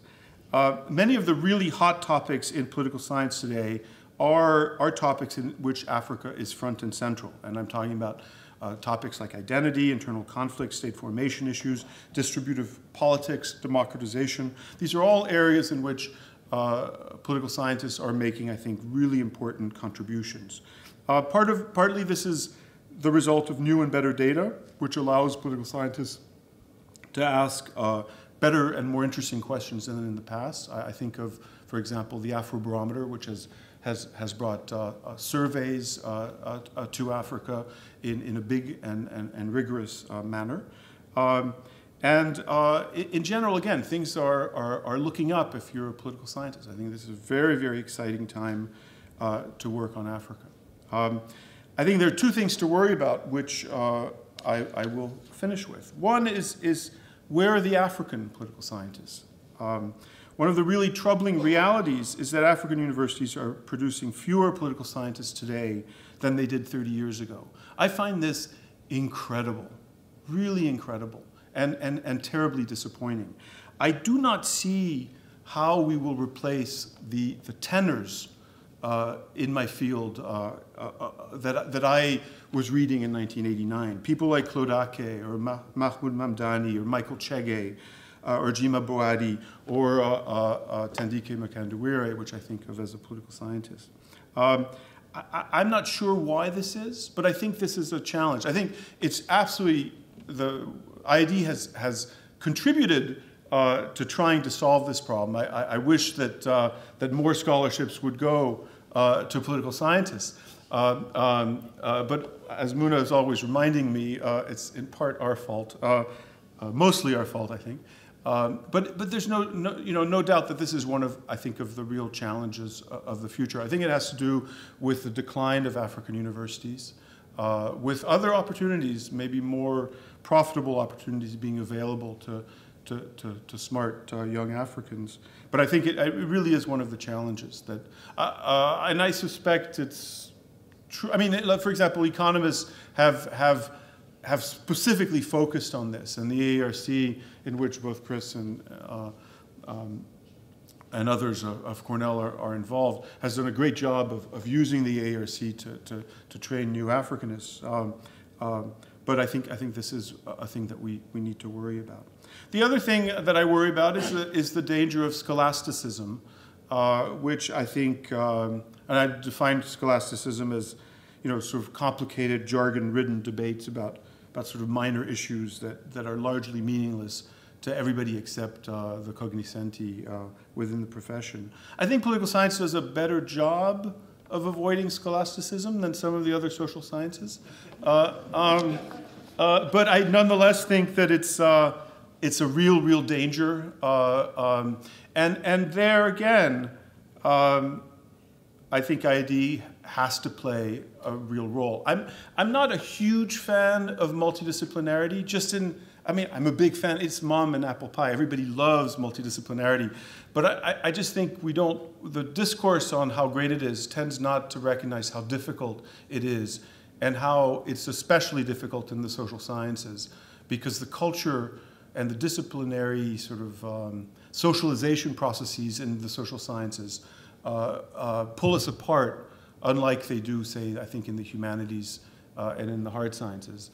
But clearly, a program such as IAD, which is built on the presumption of multidisciplinarity, will be central, I think, if we are to avoid the sort of scholastic cancer, which is always close by, to mix metaphors horribly. And I will stop on that. Thank you very much. Thank you. And the last speaker is Professor Wiley.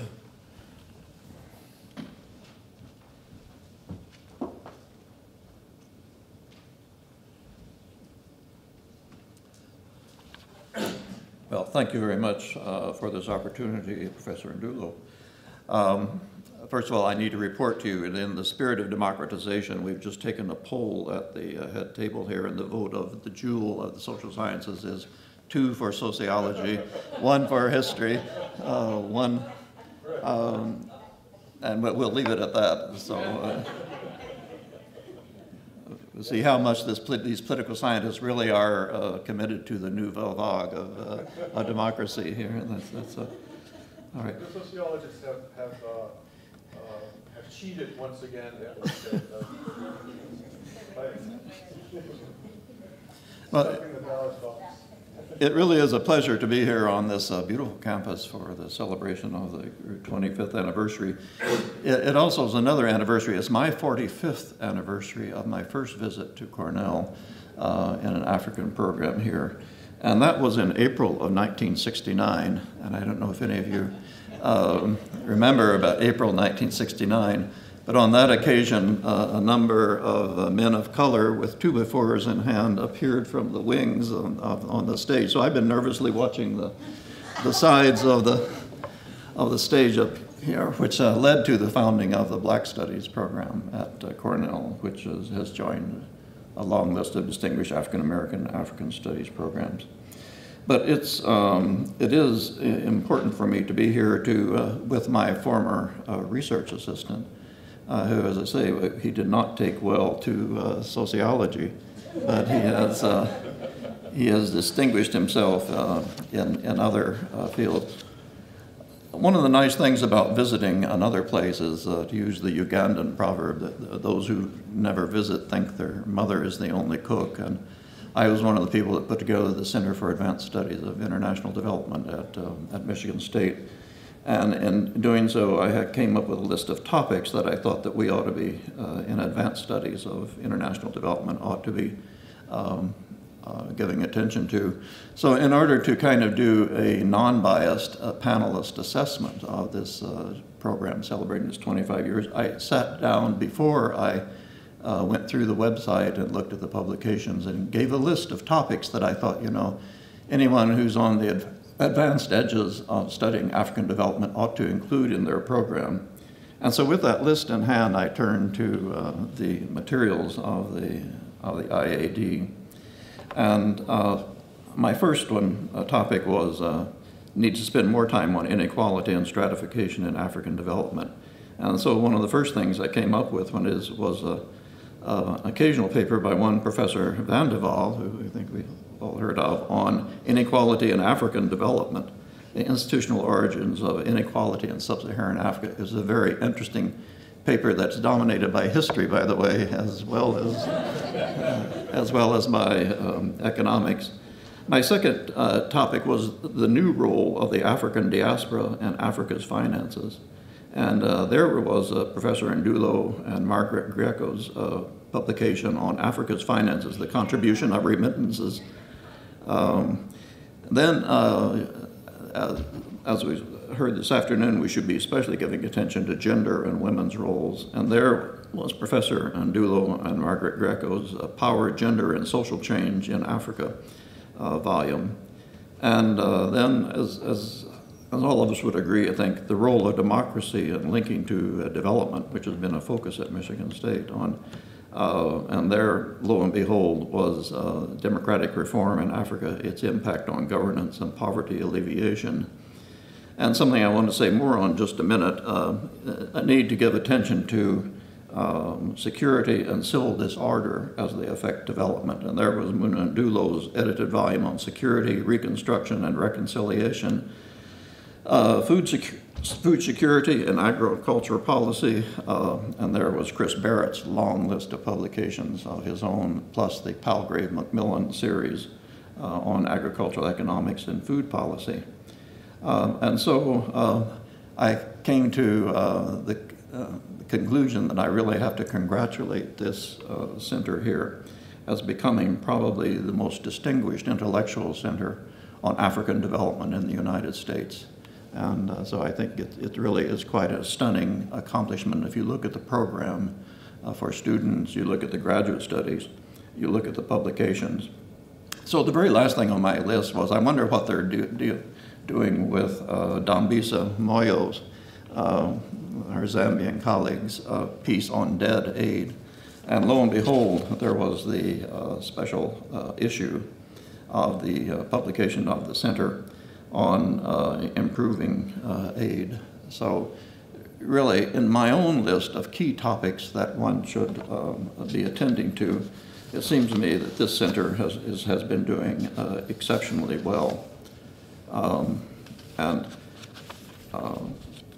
There no longer is very much presence in all of this of the development studies that I did at Princeton, Nick, 15 years before you.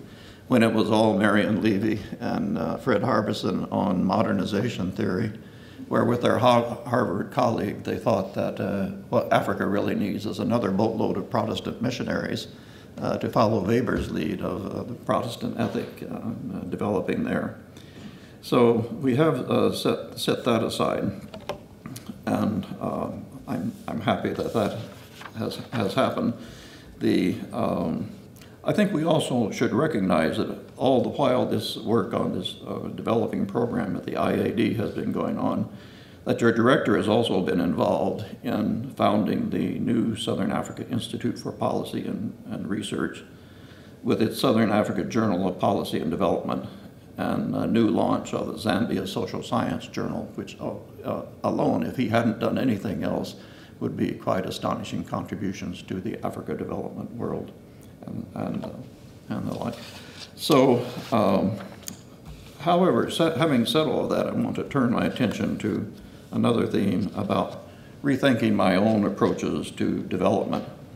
Having retired in January, I was continuing to teach 26 graduate students this semester alone. I've been thinking, about what is important, what it was that I did. And I look back over the many pieces related to development that I worked on. One on religion and development, which Muna helped me with in Lusaka, where indeed we found a high correlation between micro-enterprise and Seventh-day Adventist membership, and where the very best enrollees in literacy programs of the Zambian government were the Jehovah's Witnesses who were getting ready to take over that government when Jehovah came, and the witnesses inherited the earth, not the heavenly kingdom. So then beyond that, we spent a couple of years working on squatter settlement upgrading on water and sanitation in Lusaka, Kitwe, and Ndulo, leading to the World Bank loan to Zambia for that upgrading. And then a couple of years on sustainable fisheries in Kenya, where we stumbled onto the global exploitation and illicit capital flows in the fishing industry in Kenya, where the president's son and a group of Indian bankers in Nairobi had incorporated themselves as Somaki Industries, and then said they just couldn't get a decent price for their fish until we discovered their bills of lading, where all the fish was going to Somaki Industries Paris, where all the markups were actually being taken and so on. And then after that, worked for a couple of years in South Africa on sustainable waste management and employment in Inanda, and community mobilization for post-apartheid redress of industrial pollution in Durban, which Mandela promised would be fixed and which isn't still, by the way. But having looked at all that at this vantage of retirement, I've come to ask St. Peter at the pearly gates if I can have a do-over.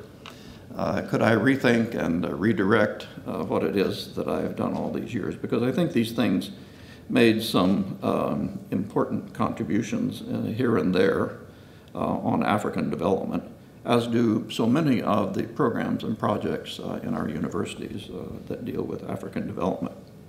But I was sort of jerked upright by an article that I came on by one Branko Milanovic, the lead economist in the World Bank Research Department, and who continually has rekindled a concern about security in Africa as our major variable to look at.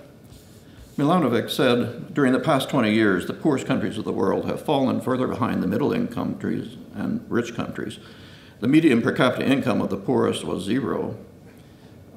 This is an unexpected outcome because, from the perspective of economic theory, both globalization and economic policy convergence imply that poor countries should grow faster than the rich. And then he concludes what has set me to thinking a lot more. He says, the main reasons for this has not happened, the main reasons why this has not happened, expected growth has not happened, lie in the poor countries' much greater likelihood of being involved in wars and civil conflicts. This factor alone accounts for an income loss of about 40% over 20 years. Slower reforms in poor countries compared to the faster reforms in middle-income countries played some, although a minimal role. And increased flows from the multilateral lenders did not help, either because the net effect of the flows on growth rates is estimated to have been zero. And then his striking conclusion, finally, neither democratization nor better educational attainment of the population can be shown to have any notable positive effect on poor countries' growth. Reducing the prevalence of conflict seems to be the first and most important step towards restoring that growth. And that has turned me to think more and more about civil conflicts in Africa and where those have come from and where they are going now, where we seem to have a raft of them still in hand.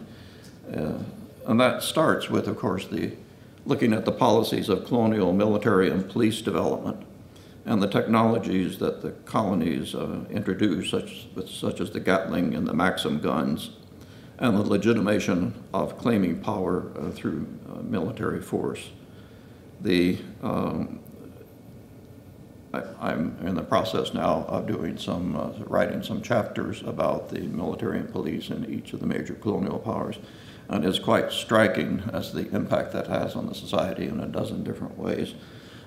In Belgian, Portuguese, French, English, and German colonies along the way. And the ways that leads to an inheritance of the role of the military in the Cold War period.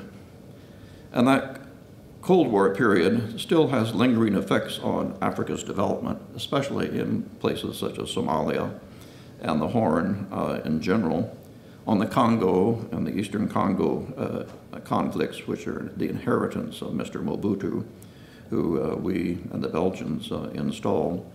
In Angola, where we remain with the largest limbless population in the world per capita from the Civil War that we started. And then with new contemporary civil conflicts as they are breaking out. Clearly from Milanovic's findings and the recent increase of military activity in Africa into the economic theories, we now need to insert the historical and contemporary role of the military and military expenditure as a source of stability and instability, of growth and decline, and a quality of life and immeasuration across the continent. And those conflicts are now deeply linked to us.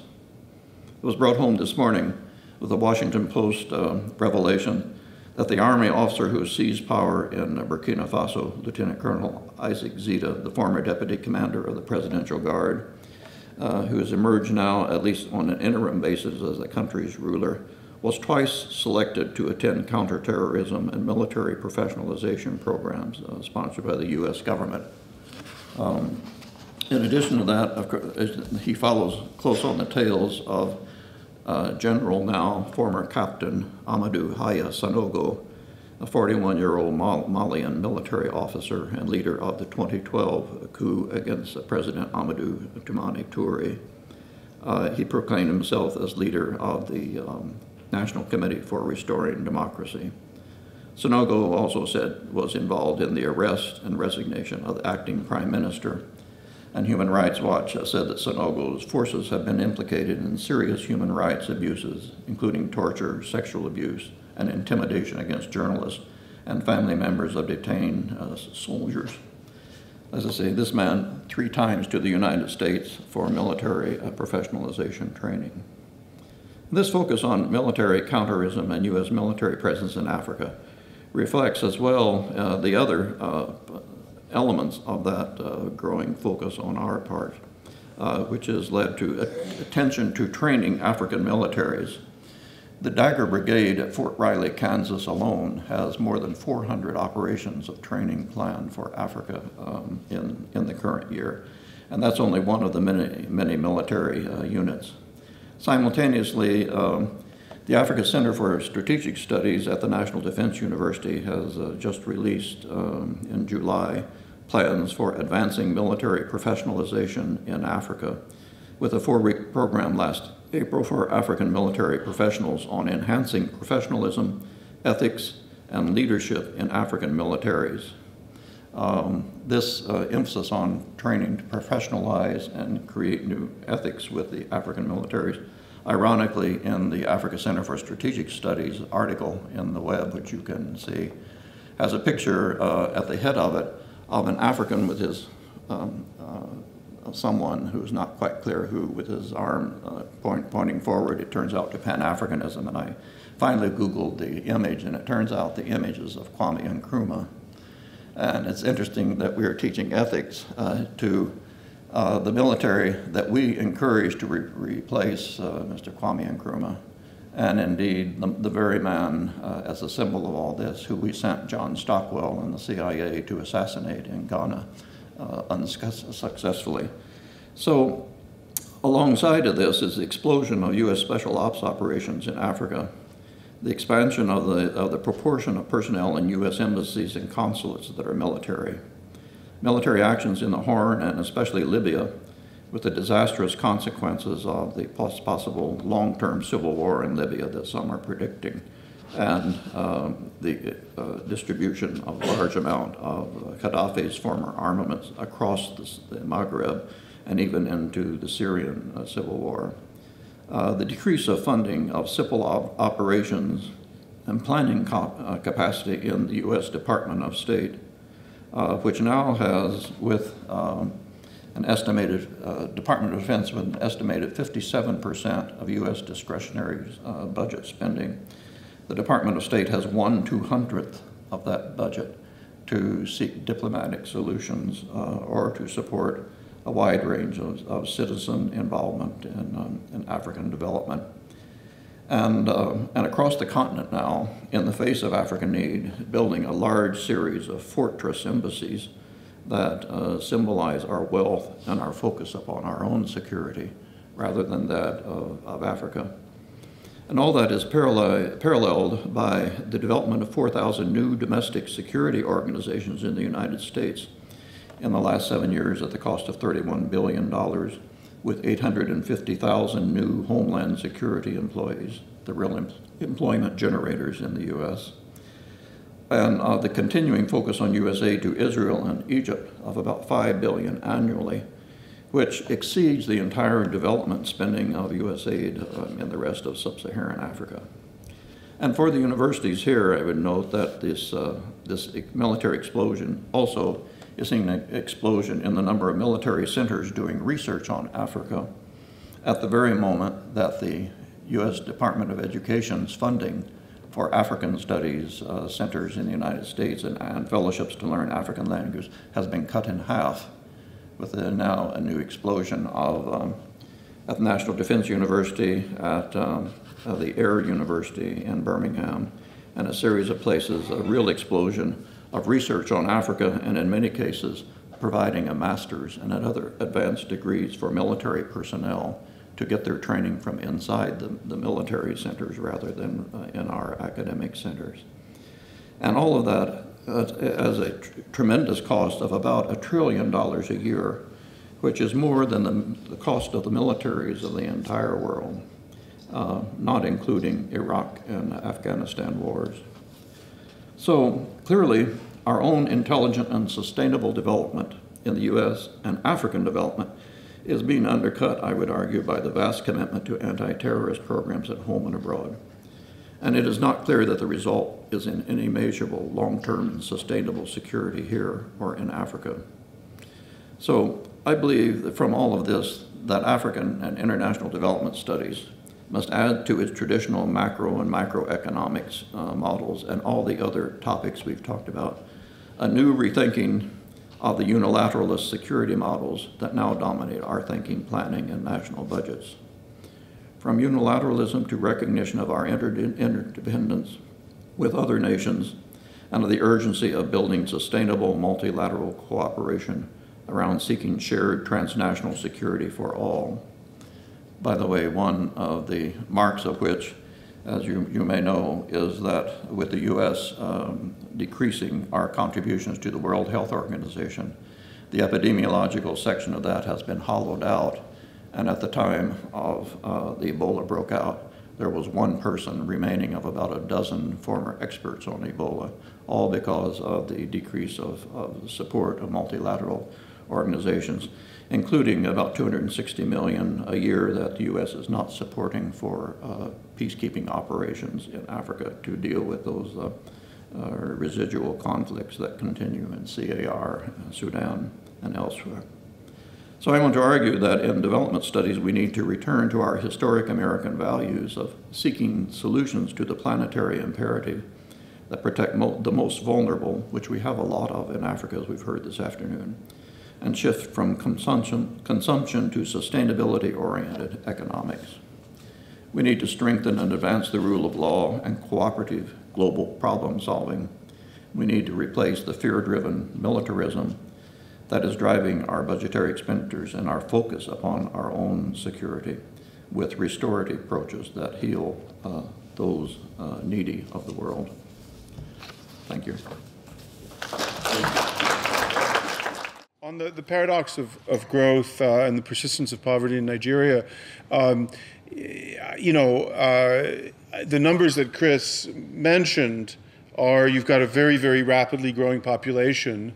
And so even if the proportion of the population living in poverty declines, the overall nominal numbers can still continue to increase, right? So the 170 million Africans living in poverty is out of 1 billion people, whereas before it was a smaller number out of a smaller number. So it's less of a paradox than it seems. Nigeria is not one of the better performing countries, and the record of poverty alleviation in Nigeria is, I think, and this is where the economists would have been better than me to answer this, the record of poverty alleviation in Nigeria, I think, is below average for the Africa region. Right, so that just explains the paradox. But it's clear that it's not a time to become complacent. Or the only thing is that, again, why I'm an optimist is because in the last 10 years, for the first time since independence, the percentage of the population living in absolute poverty has declined. Right? That's progress. Is it enough? No, but it's progress. Segregation of gender studies, I completely agree with you. I don't think this is as much of a problem in political science.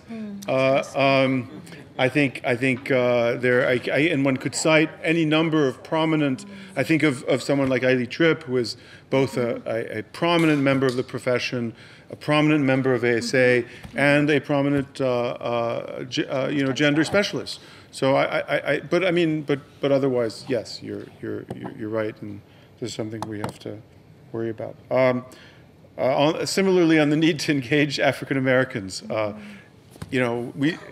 agree. I completely agree. And I wish we had, you have this great tradition of African Americans at least in political science, in the ASA, and I don't think they're being reproduced nearly enough. And it's striking that, we produced great African American Africanists, more of them in the 70s and early 80s than we have since 2000. I'm not really sure why that is, but it is something that we need to focus on. And I guess I'll stop there. A few comments. Why don't I start with the gender segregation?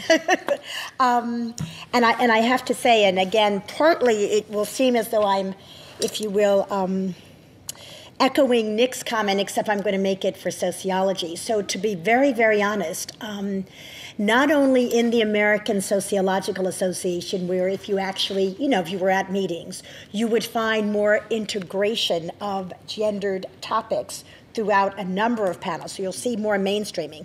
But one of the very interesting phenomena, and I'm going to be honest, this is recent, so we have had probably at least for as long as we've had the Women's Caucus in African Studies, we have Sociologists for Women in Society, which is technically a separate organization, but is linked to our ASA. And the president of it, the co-president, one of the co-presidents right now, is a man. And he is a sociologist who himself has been doing gender work for years. And he really started by looking at issues around, if you will, the segregation, gender segregation in labor markets. And again, it's been something that for him has been a consistent theme. He is a US-based kind of scholar. But again, part of what I guess I sort of wanted to portray here is that I also think, and this is not to let African studies off the hook by any stretch. But I also think that hopefully we can do more mainstreaming in our own teaching, right? In ways in which, even if I'm teaching that course that's in economic sociology and the word gender is not in the title in any way, that we make sure to integrate that more in what we're doing. And again, in those classrooms where we have men and women, really make that a point that sort of everybody is doing this work. So I think we've got to start somewhere, and I'm feeling like it's probably, again, at that base that we have to start. But in my own discipline, I do see some progress, so I will say that. One of the other points I wanted to make in terms of the issues around African Americans in the discipline of African studies, and you were so right, it hurts in many, many ways that we don't see more, if you will, African American students actually involved, to some extent maybe in some places in the courses, but I'm in a very small institution, so I will see a sort of broader mix of students. But I would also say that part of it for me, as I think about African studies in the academy, there are serious issues around, of course, the issues of domestic students of color doing any work that really, to be honest, is leading to PhDs in arts and science fields. So it is a major problem at the moment.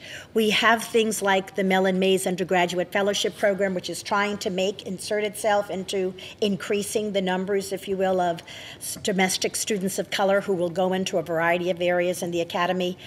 We have the Consortium for Faculty Diversity. We have these other things. But I think, again, it's really important that we're going to have to start or almost restart at the level of the classroom and the sort of levels of engagement, but also, if you will, using this as an opportunity to try to talk about the linkages and the relationships, right? That these are not new things. There are critically important historical linkages that we need to draw out for our students. And again, maybe in that regard, of course, increase the interest. And I guess the last thing I wanted to say about that is myself, actually doing work on, if you will, this notion of a kind of, new African diaspora as we think about, immigration from the Caribbean and from sub-Saharan Africa to a variety of places throughout the United States. Even there, we very, very often find, if you will, these segregated communities and not talking to each other across those lines of what does it mean to be part of that diaspora. However, I'm going to give a little plug here right now for Philadelphia, because I think Philadelphia at this moment has done a fairly good job of creating organizations. The one that comes to mind for me right off the top is something called AFRICOM, which is absolutely designed to bring together, if you will, both African, well, not just both, African, Caribbean, and African Americans in, if you will, how do we improve our communities? How do we make life more livable? How do we deal more effectively with a public school system that's turned its back in many ways on children of color, almost no matter where they're from? So I guess I'm seeing opportunities to do these things. Sometimes they're starting, or they can start at a, shall we say, classroom level in the academy, but at other times, I would also argue, they can start in our communities. Thank you very much. Yes, on the African American dearth in African studies, I think it's partly also a reflection of the market conditions. I agree. We have a number of instances where the jobs have come up and African Americans have gone up against Africans like me who came from home, and many times there's been preference for us over them. It's not part because we are exceptionally brilliant, but people feel we bring a greater authenticity to the subject because we're from there, we're raised in the milieu. And I've had African Americans actually say this to me. I mean, I would have had your job if you were not here. So that's part of the problem as well. On the issue of Nigeria, Nigerian government, like many African governments, celebrate growth over development. I mean, they're counting the statistical indicators. How much did we make this year? Not how much the wealth trickled down to the people. And until we get out of that stupidity, things will not change. We've got to see that our people... I worked in Nigeria. I taught in Port Harcourt for 6 years. And my daughter always says, Dad, what happened to that light I used to see out of my window? When she was a baby, she was the flares, the gas being flared daily, just total waste. you think of how much could have been done to harness that, to improve the lives of people at the level of education, healthcare, and so on. But our leaders are stupid. And you have people like Jonathan and Kurma, and they don't really love our people. They don't love their continent. They don't love their countries. And that's a big part of the problem. You're right on the issue of global terrorism, taken away from concentration on other important areas of development. I mean, now we all fight in Boko Haram, we fight in problems in Mali, problems of the Tuareg, and so on, and we're not putting enough into investment funds for various African nations, and we ought to do a better job, all of us, here as well as people back home. Pan-Africanism has lost its valency. It has basically lost its valency, and you go down to the South, Mississippi, and other areas where people were so hot on the African subject in the 60s. People have cooled down, and yes, you have the Gula. If you go to these islands of Savannah and Charleston, people are still trying to retain some emotional attachment, and we in Sierra Leone do a lot to reciprocate. But by and large, people are more absorbed in their local struggles now. Americans are fighting struggles here, Africans are fighting struggles over there. And the Pan-African reciprocity that we used to value so much, it needs to be reevaluated and revivified, and we're not doing that. Yeah. Thank you. Just quickly, I agree with Mac that about the market forces here cuts back on African Americans involved. I experience a lot of African Americans come from families that can't afford very easily the cost of study of Africa, and many of them are many African American students I talk to are undergraduates who I say, come get in our Africa course, you know, you'll be excited about it. We've got a great study abroad, we'll take you there. So, and they said, no, Mom said I need to get an MBA, Yeah, exactly. or I need to study accounting, or something that leads to a real That's job, marketable. and not even African American studies, because African American studies is seen as a diversion away from the real money and so on. So those shortage of fellowships are, and I think there's a contraction in African studies professional employments at our universities. I'm sad to say that universities are not investing heavily in new African positions. I see, you know, in my own university, we have to fight to get, you know, a key Africa development person in anthropology replaced, and it's a struggle. And let's say, you know, at any rate, so I think that those market forces are mitigating against it. Second thing, on to where are these positive statistics alongside this great poverty that we're talking? I think part of it is to say those positive statistics hide and are not disaggregated around the distribution in the countries. I mean, look at Nigeria. If you look at the East and the West GDP figures, they're wonderful. If you go to Maiduguri and Kano and the North, it's terrible with, as in all across the Maghreb, millions of unemployed youth coming out of primary schools and who become very much attracted to movements that promise change in some way.